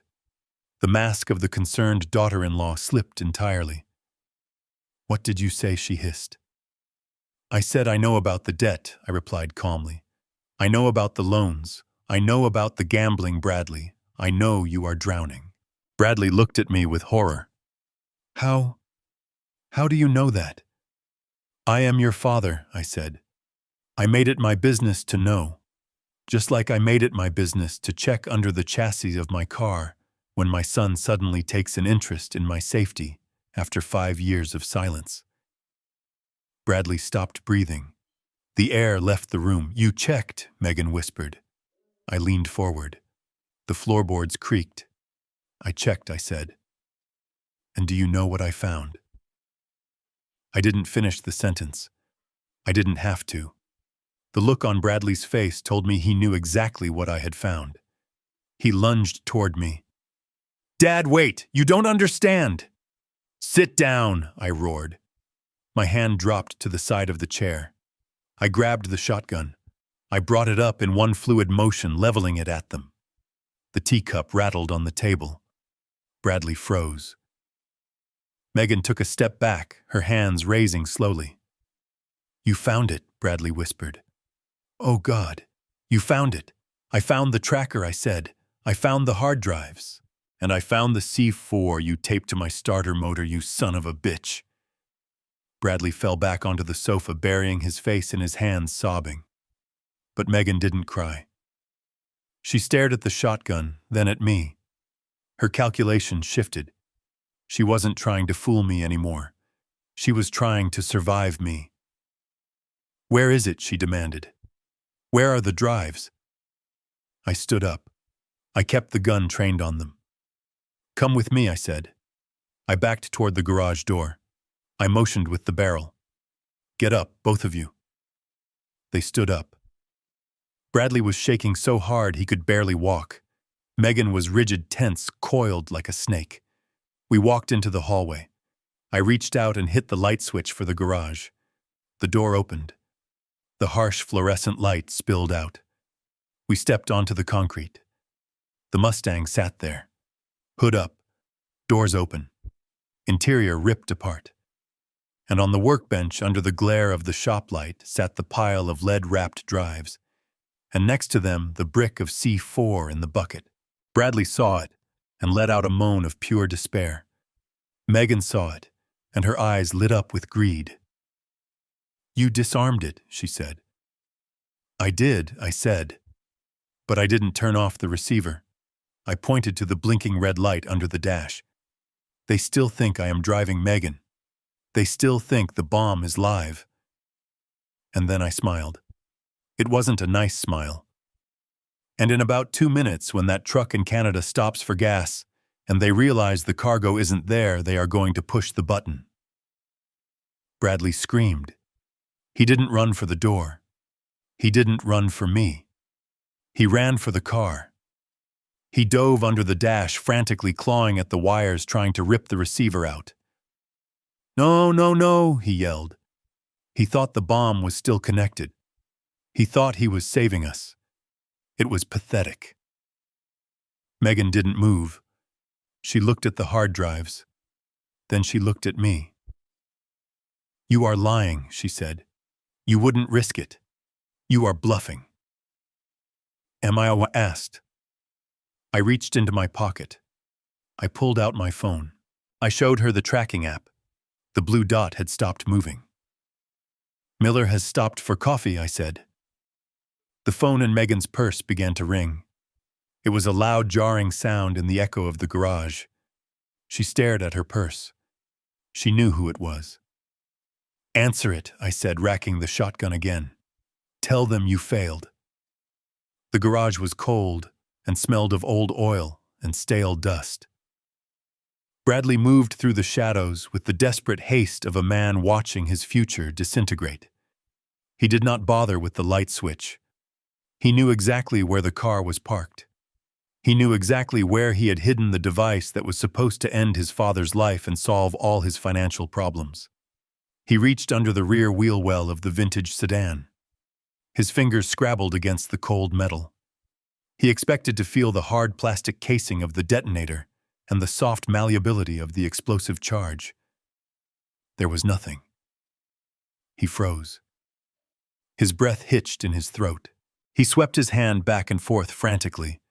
He dropped to his knees on the concrete floor and clicked on his phone flashlight. The beam cut through the darkness and illuminated the underside of the car. It was clean. It was terrifyingly clean. There was no bomb. There was no trace of the adhesive tape he had used to secure it.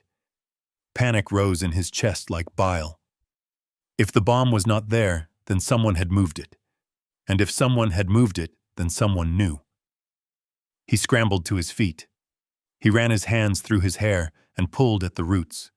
His plan was perfect. It was supposed to be a tragic accident caused by a faulty fuel line. Now the evidence of his attempted patricide was missing. He sprinted toward the door that led into the kitchen. He burst through it, and the heavy wood slammed against the wall. Wallace sat in his favorite leather armchair in the living room. The room was dimly lit by a single floor lamp that cast long shadows across the Persian rug. He held a glass of amber liquid in his hand. He did not look up when his son crashed into the room. He took a slow sip of his drink. The ice cubes clinked softly against the crystal. Bradley stood in the archway. His chest heaved. He looked at his father. He looked for fear or confusion on the old man's face. He found neither. He found only a calm that was more terrifying than any scream. "Where is it?" Bradley hissed. Wallace placed his glass on the side table. He did so with deliberate care. He smoothed the fabric of his trousers. He finally raised his eyes to meet his son's gaze. His eyes were hard and devoid of the warmth they had held for 30 years. "You seem distressed," Wallace said. His voice was steady and low. "Stop playing games," Bradley shouted. He took 2 steps into the room. His hands were fists at his sides. "I know you were in the garage. I know you touched my car." Wallace reached for the remote control that lay on the arm of his chair. He pointed it at the large television screen mounted above the fireplace. He pressed a single button. The screen flared to life. It showed a black and white feed from a security camera. The angle was high and wide. It captured the entire interior of the garage. The timestamp in the corner indicated the video was from 2 nights ago. Bradley watched in horror as a figure entered the frame. It was him. The camera captured every movement with high-definition clarity. It showed him kneeling by the sedan. It showed him pulling the device from his jacket. It showed him attaching it to the undercarriage. It showed him checking his work and smiling a smile that looked demonic in the grain of the night vision. Wallace pressed the button again. The screen went black. "You were never good at details," Wallace said. "You assumed the old security system was broken because the red lights were not blinking. You did not realize I upgraded the entire network last month." Bradley stared at this black screen. The silence in the room was heavy. The air felt thick. The realization of what this meant crashed down on him. This was not just a failed plan. This was prison. This was the end of his life. Megan stepped out from the shadows of the hallway. She had been listening. She wore a silk blouse and dark trousers. Her face was pale, but her eyes were sharp. She looked at the blank TV screen, and then at her husband. She saw the defeat in his posture. She walked past Bradley. She did not look at him. She moved toward Wallace with a predator's grace. "Give us the recording," Megan said. Her voice was ice. Wallace looked at his daughter-in-law. He had always suspected she was the driving force behind his son's ambition. He had seen the way she looked at the house and the furniture. He had seen the calculations in her eyes during Sunday dinners. "It is too late for that," Wallace replied. "It is never too late," Megan said. She reached into her purse. Her hand came out holding a small black pistol. Bradley gasped. He had not known she carried a weapon. He looked at his wife as if she were a stranger. Megan leveled the gun at Wallace's chest. Her hand did not shake. She held the weapon with the familiarity of someone who had practiced this moment in her mind 1,000 times. "We are done playing nice," Megan said. "Tell us where the hard drive is. Tell us where the backups are. You are going to delete everything, and then you are going to sign the transfer papers for the estate." Wallace looked at the barrel of the gun. He did not flinch. He did not beg. He looked at Megan with a profound disappointment. "You think violence gives you power," Wallace said.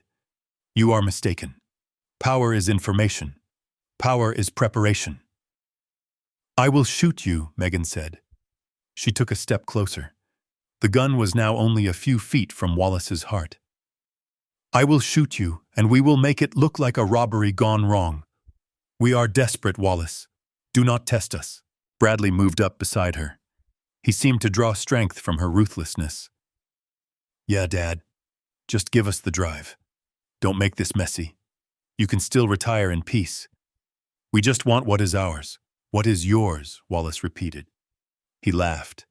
It was a dry, humorless sound. "You think this is yours. You think my sweat and my years of labor belong to you simply because you share my blood." He stood up. Megan tensed. She tightened her grip on the trigger. "Sit down," she commanded. Wallace ignored her. He stood to his full height. He smoothed his jacket. He looked at the gun and then looked directly into Megan's eyes. "You are a fool," he said. Megan's face twisted in rage. She cocked the hammer of the pistol. The metallic click echoed in the quiet room. "I am not playing," she hissed. "Give me the drive." Wallace reached into his inner pocket. Megan flinched but did not fire. Wallace pulled out a small silver USB drive. He held it up between his thumb and forefinger. The metal caught the light of the floor lamp. "Is this what you want?" Wallace asked. "Yes," Bradley said. He stepped forward, his hand outstretched. "Give it to me." Wallace looked at the drive. Then he looked at his son. "This drive contains the footage from the garage," Wallace said. "It also contains the audio recordings from your bedroom where you discussed the dosage of my heart medication. It contains the bank records of the money you stole from the company accounts." "Give it to me," Megan screamed. Wallace dropped the drive. It fell to the floor. He brought his heel down on it. There was a sickening crunch of plastic and silicon shattering. Bradley shouted and dove for the pieces. He scrambled on the rug, trying to gather the fragments of the destroyed memory. "You crazy old man," Megan yelled. She raised the gun to his head. "You just destroyed your only leverage. Now I have no reason to keep you alive." Wallace looked at her with pity. "You think that was the only copy?" he asked. Megan froze. "The files were uploaded to a secure cloud server 3 hours ago," Wallace said. "They were sent to my attorney. They were sent to the district attorney. And they were sent to the police precinct." Bradley looked up from the floor. His face was white. "No," Bradley whispered. "You wouldn't. I am your son." "I have no son," Wallace said. "My son died the moment he decided my life was worth less than his debts." A siren wailed in the distance. Then another. The sound grew louder. It cut through the night air and penetrated the walls of the house. Blue and red lights began to flash against the living room windows. They danced across the walls and illuminated the terror on Megan's face. She lowered the gun. Her confidence evaporated. She looked at the window and then back at Wallace. "You called them," she said. Her voice was barely a whisper. "I did," Wallace said. "I told them there was an intruder in my home. I told them I feared for my life. And judging by the weapon in your hand, I was entirely correct." Megan dropped the gun. It landed with a dull thud on the carpet. She backed away. She looked for an exit, but there was nowhere to go. Bradley remained on his knees. He held the broken pieces of the USB drive in his hands. He began to weep. It was not a cry of remorse. It was the selfish cry of a child who has been caught. Wallace walked over to the side table. He picked up his drink. He finished it in one swallow. He felt a great weariness settle over his bones. He had won, but the victory tasted like ash. The front door burst open. Voices shouted commands. Heavy boots thudded in the hallway. Wallace did not look at the door. He looked at the two people who had once been his family. He watched as they were swarmed by officers. He watched as they were handcuffed. He watched as Megan screamed accusations at Bradley. He watched as Bradley sobbed and begged for his father's help. Wallace turned his back on them. He walked to the window and looked out at the flashing lights. He watched the neighbors gathering on their lawns. He saw the world judging the spectacle of his tragedy. He placed his hand against the cool glass. He was alone in the large house. The silence would return soon. It would be a different kind of silence now. It would be the silence of safety, but also the silence of a man who had been forced to sever his own heart to survive. "Take them away," Wallace said softly to the reflection in the glass. He did not turn around as they were dragged out. He did not watch the police cars drive away. He simply stood there, a solitary figure in a house that was finally, completely his own again. The adjustment was complete. The order was restored, and the price had been paid in full. The living room was suffocatingly quiet. The only sound was the rhythmic ticking of the grandfather clock in the hallway. It was a sound that had once represented the heartbeat of a happy home, but now felt like a countdown. Wallace sat in his leather armchair. He held a book in his hands, but his eyes were not moving across the pages. He was waiting. Across the room, Megan and Bradley were sharing a bottle of expensive wine they had taken from the cellar without asking. They clinked their glasses. Their smiles were sharp and predatory. They believed they had won. They believed that Wallace was just a confused old man who had signed away his company and his dignity. They thought the shipment of illegal electronics hidden inside his furniture delivery trucks was already crossing the border into Canada. They were already spending the money in their heads. Then the silence was shattered. Megan's phone began to ring. It was a harsh, jarring sound that made Bradley jump. Megan looked at the screen. Her smile widened. It was the private number she had assigned to their contact, the man they simply called the broker. She held up a finger to silence Bradley. She cleared her throat and answered with a confident tone. She expected to hear that the transfer was complete. She expected to hear that the millions were being routed to her offshore account. "Hello," she said. There was no greeting on the other end. The voice was low and trembling, with a cold fury that froze the blood in her veins. "You lied to us." Megan's smile faltered. She gripped the phone tighter. "What are you talking about?" "The truck crossed the border an hour ago. We tracked it." "The truck crossed the border," the voice hissed. "But the Border Patrol was waiting. They had an anonymous tip. They pulled the driver out at gunpoint. They tore that truck apart piece by piece." Megan felt a cold sweat break out on her forehead. She looked at Wallace. The old man turned a page of his book calmly. He did not look up, so what she whispered. They found nothing. We hid the cargo inside the hollowed legs of the antique tables. It was foolproof. They found lumber, the voice screamed. The sound was so loud that Bradley could hear it from where he sat. They cut open the tables. They sawed through the chairs. There were no microchips. There were no prototypes. It was just wood. Solid, heavy, cheap wood. Megan stood up. Her legs felt weak. That is impossible. I oversaw the loading myself. I watched them pack the crates. Then you are either incompetent or you are a traitor, the voice said. The tone dropped to a deadly whisper. We lost $5 million in product tonight. But that is not the worst part. The worst part is that the police laughed.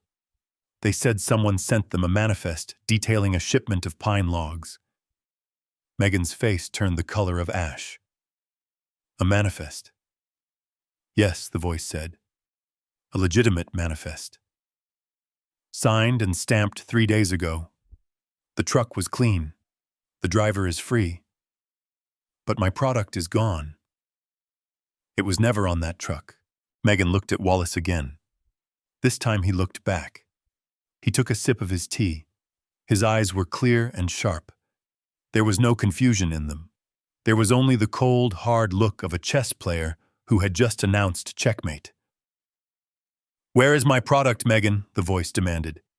You have 1 hour to find it, or I will send someone to your house, and they will not be coming to talk. The line went dead. Megan lowered the phone slowly. Her hand was shaking so badly she almost dropped it. She looked at her husband. Bradley was staring at her with wide, fearful eyes. He had heard enough to know something had gone terribly wrong. What happened? Bradley asked. His voice was high and panicked. Megan did not answer him. She walked toward Wallace. Her heels clicked on the hardwood floor like gunshots. She stopped directly in front of him. She cast a long shadow over his chair. What did you do? She whispered. Wallace closed his book. He placed it gently on the side table. He removed his reading glasses and folded them. He took his time. He let her fear grow in the silence. I did nothing. Wallace said softly. I simply corrected an error in the shipping logs. You switched the trucks, Megan screamed. She lunged forward but stopped herself. She remembered the threat on the phone. She remembered the type of men they were dealing with. Wallace looked at her with disappointment. It was the look a parent gives a child who has broken a valuable vase not out of clumsiness, but out of spite. I noticed some irregularities in the warehouse last week, Wallace said. I saw crates that were not on the official schedule. I saw a truck that was being loaded at midnight. I assumed my son and his wife were merely stealing inventory to sell on the black market. I did not realize you were stupid enough to get involved with the cartel. Bradley stood up. He knocked over his wine glass. The red liquid stained the expensive rug like blood. You knew, he stammered. You knew the whole time. I suspected, Wallace corrected. I did not know the extent of your betrayal until tonight.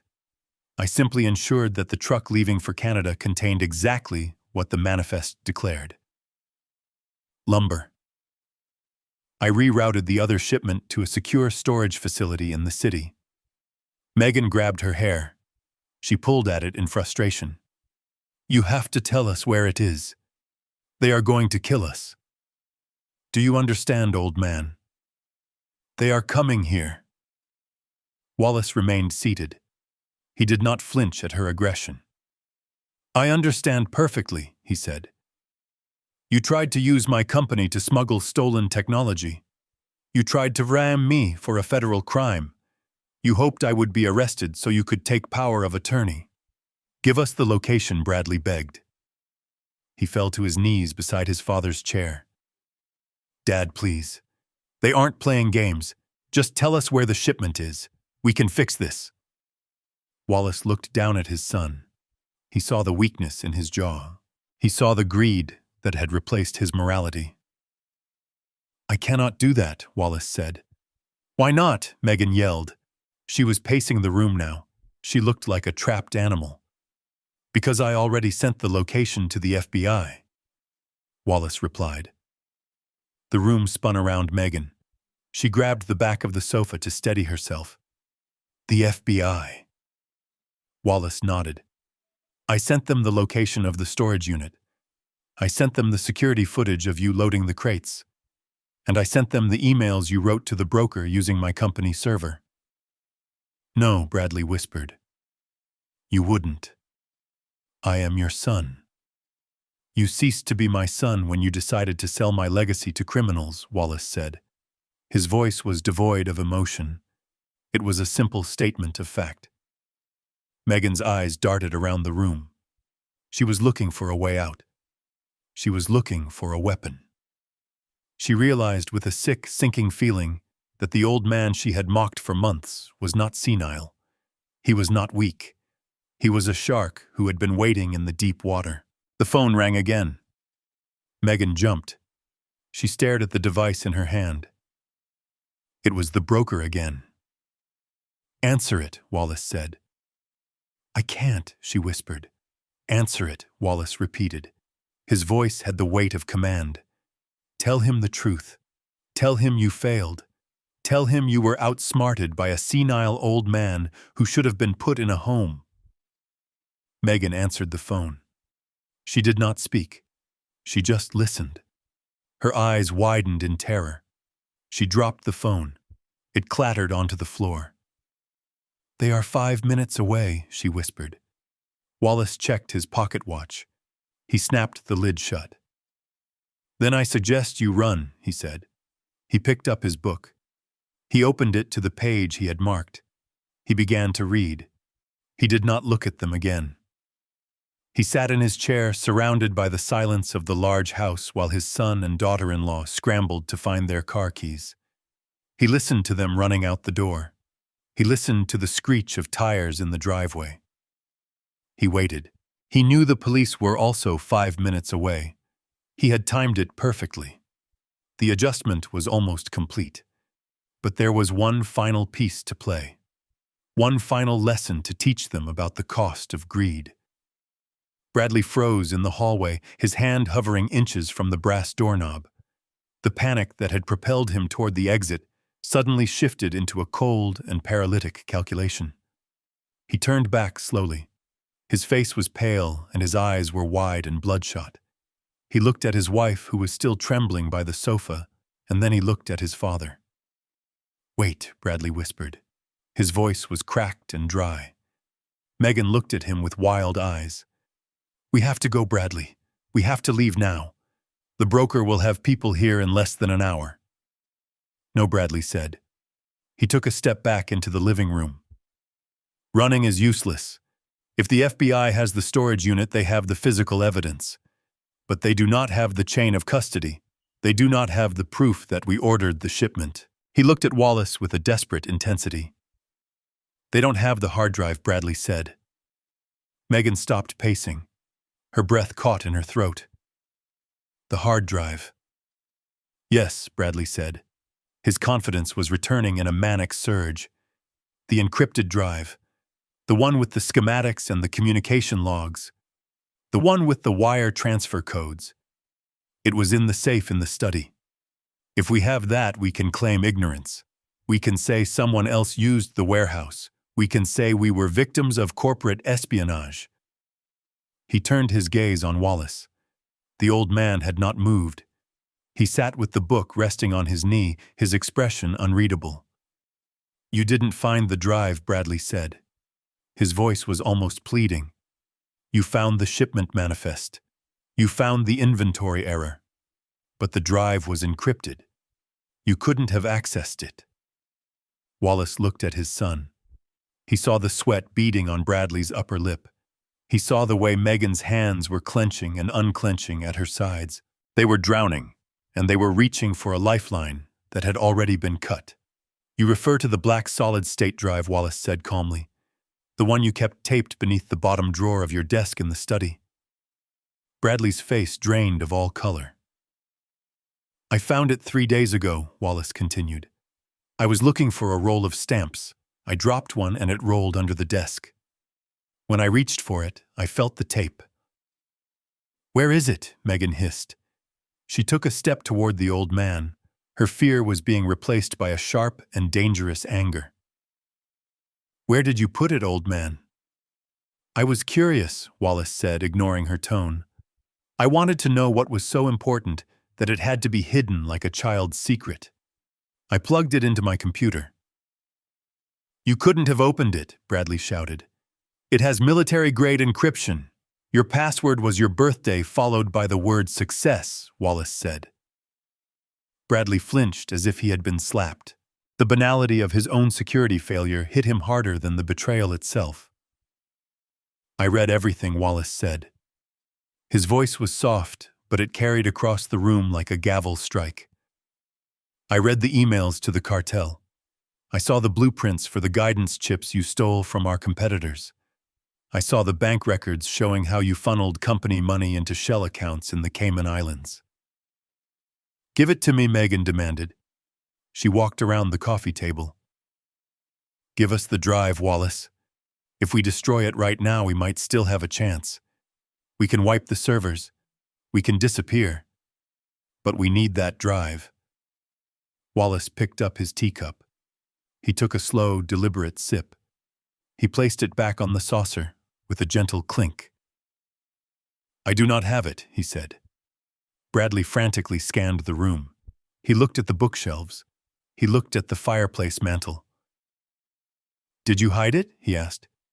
"Is it in the safe?" "Dad, please. If the police find that drive, we are going away for life. This isn't just fraud. It is treason.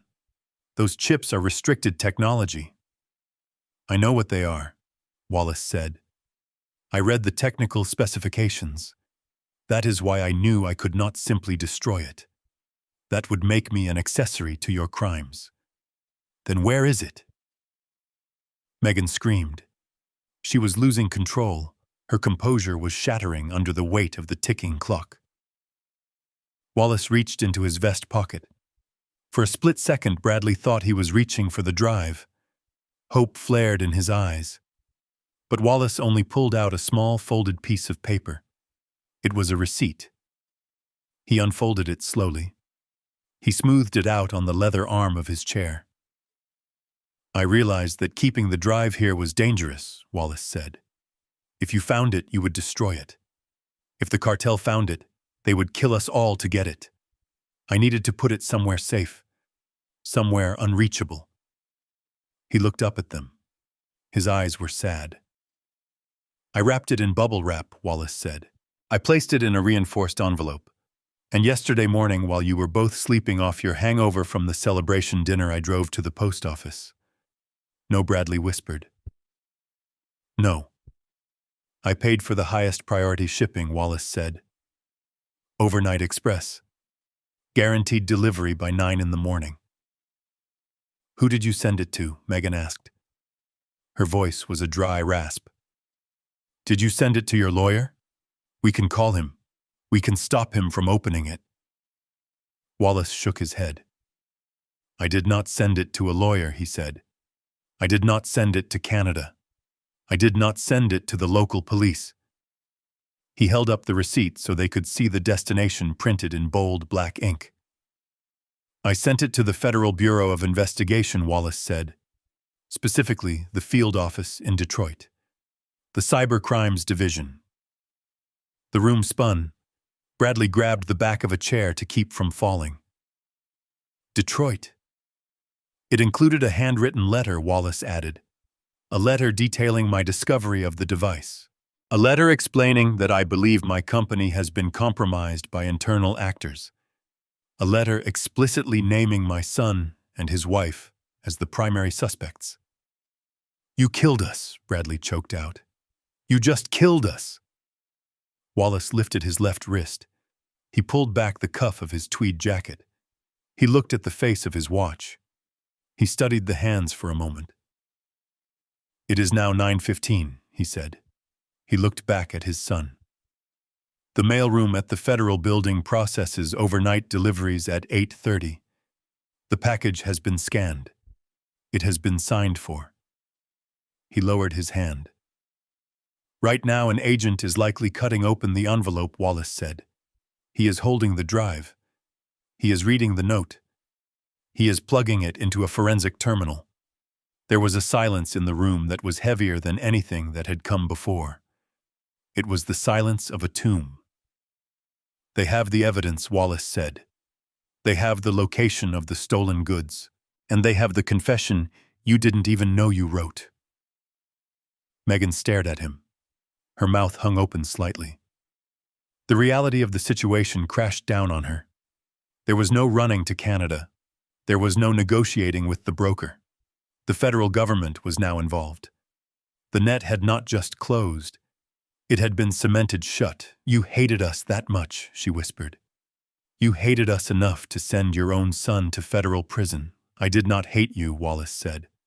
I loved you enough to give you a job. I loved you enough to give you a home. I loved you enough to trust you with my legacy. He leaned forward. The firelight caught the moisture in his eyes. You were the ones who decided that love was a currency to be traded for quick cash. You were the ones who decided that my life was an obstacle to be removed. Bradley began to hyperventilate. He pulled at his collar. Detroit, he muttered. Detroit has the drive. They know. They know everything. Wallace picked up his book again. I suggest you use whatever time you have left to make your peace, he said. The FBI is thorough, but they are also fast when it involves national security. He opened the book. They are already on their way, Wallace said. Bradley looked at the door. He looked at the window. He looked like a rat in a cage that had suddenly realized the door was welded shut. He needed an out. He needed a way to change the narrative. His eyes darted to the hallway that led to the garage. A desperate thought formed in his mind. The bomb. The device he had planted on his father's car. If he could retrieve it. If he could get rid of it before the police arrived. It was one less charge. One less nail in the coffin. He backed away slowly. He looked at Wallace, who was reading calmly. He looked at Megan, who was staring at the floor in shock. I have to go to the bathroom, Bradley stammered. Wallace did not look up. He turned a page. Do not take too long, he said. You do not want to miss the arrival of the guests you worked so hard to invite. The cacophony of sirens outside reached a deafening crescendo. It was no longer a distant threat, but an immediate and overwhelming reality. Blue and red lights pulsed through the sheer curtains and painted the living room walls in violent strobes of color. The shadows of the furniture danced and stretched like restless ghosts. Bradley froze in the hallway. He looked toward the garage door and then back at the front entrance. He was a trapped animal caught between the consequences of his actions and the impossibility of escape. He took one stumbling step toward the kitchen, but it was already too late. The front door did not open. It was breached with a thunderous crash that shook the floorboards. Federal agents poured into the foyer. They moved with the precision of a machine. Their voices were loud and overlapping as they shouted commands. They wore tactical vests emblazoned with yellow letters that spelled out their authority. Bradley collapsed. His legs simply refused to hold the weight of his terror any longer. He fell to his knees on the hardwood floor and raised his hands in a pathetic gesture of surrender. He began to sob.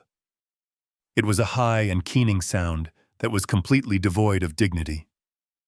Megan did not surrender so easily. She stood by the fireplace. Her face was twisted into a mask of pure hatred. When an agent approached her, she lashed out. She swung her handbag like a weapon and screamed obscenities. It took 2 agents to subdue her. They forced her arms behind her back, and the metallic click of handcuffs echoed through the room. Wallace remained in his armchair. He did not stand up. He did not raise his voice. He simply watched. He watched as the life he had built was invaded by the forces of justice he had summoned. He watched as the son he had raised was pulled from the floor and dragged toward the door.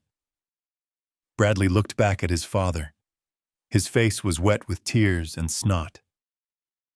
"Dad, please," Bradley wailed. Tell them it was a mistake. Tell them I am a good son." Wallace looked at him. He looked at the man who had tried to blow him up for insurance money. He looked at the man who had sold his legacy to a cartel. "You are not a good son," Wallace said softly. "You are just a greedy man who got caught." The agents led them out.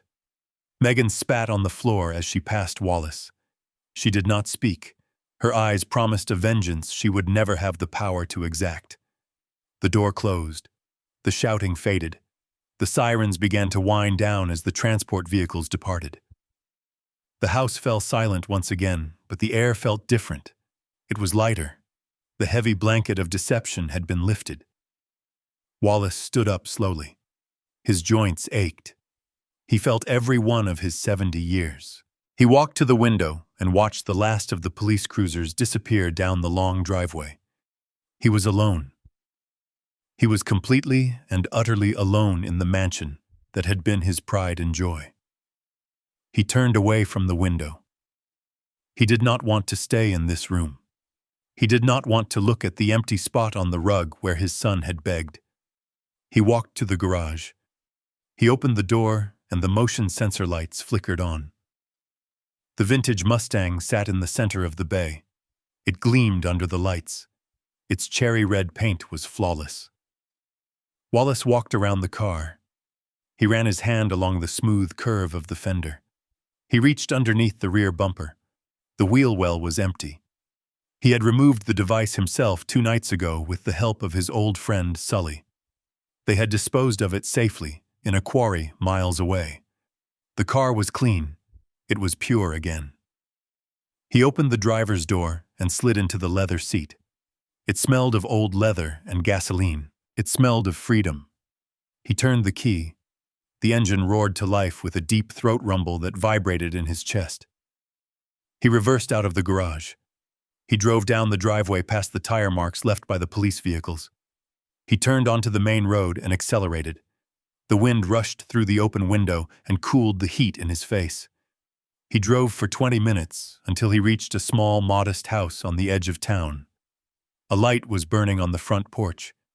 Sully was sitting in a rocking chair. He held 2 cold bottles of beer. He did not look surprised to see the Mustang pull into his driveway. He had been waiting. Wallace parked the car. He killed the engine. The silence of the night settled around them. He walked up the steps and took the beer Sully offered. "They got them?" Sully asked. Wallace nodded. He took a long drink. The beer was cold and bitter. "They got them," Wallace said. "The FBI has the hard drive. The police have the confession. It is over." Sully leaned back in his chair. He looked at his friend. He saw the pain etched into the deep lines of Wallace's face. He saw the grief of a father who had been forced to destroy his own child to survive. "I recorded the news," Sully said. "They are already reporting it. Massive bust. International smuggling ring dismantled. They are calling you a hero, Wallace. They say you cooperated with the investigation from the start." Wallace sat on the top step of the porch. He rested his elbows on his knees. "I am not a hero," Wallace said. "I am just a man who cleaned up his own mess." Sully sat beside him. He clapped a heavy hand on Wallace's shoulder. "You survived, Wallace. That is enough. You protected your name. You protected your people." Wallace looked up at the night sky. The stars were bright and cold. He thought about Bradley sitting in a holding cell. He thought about the empty house waiting for him. "It had to be done," Wallace whispered. "Yes," Sully said. "It had to be done." They sat in silence for a long time. They drank their beer and watched the moon rise over the trees. It was a sad ending to a long and painful chapter.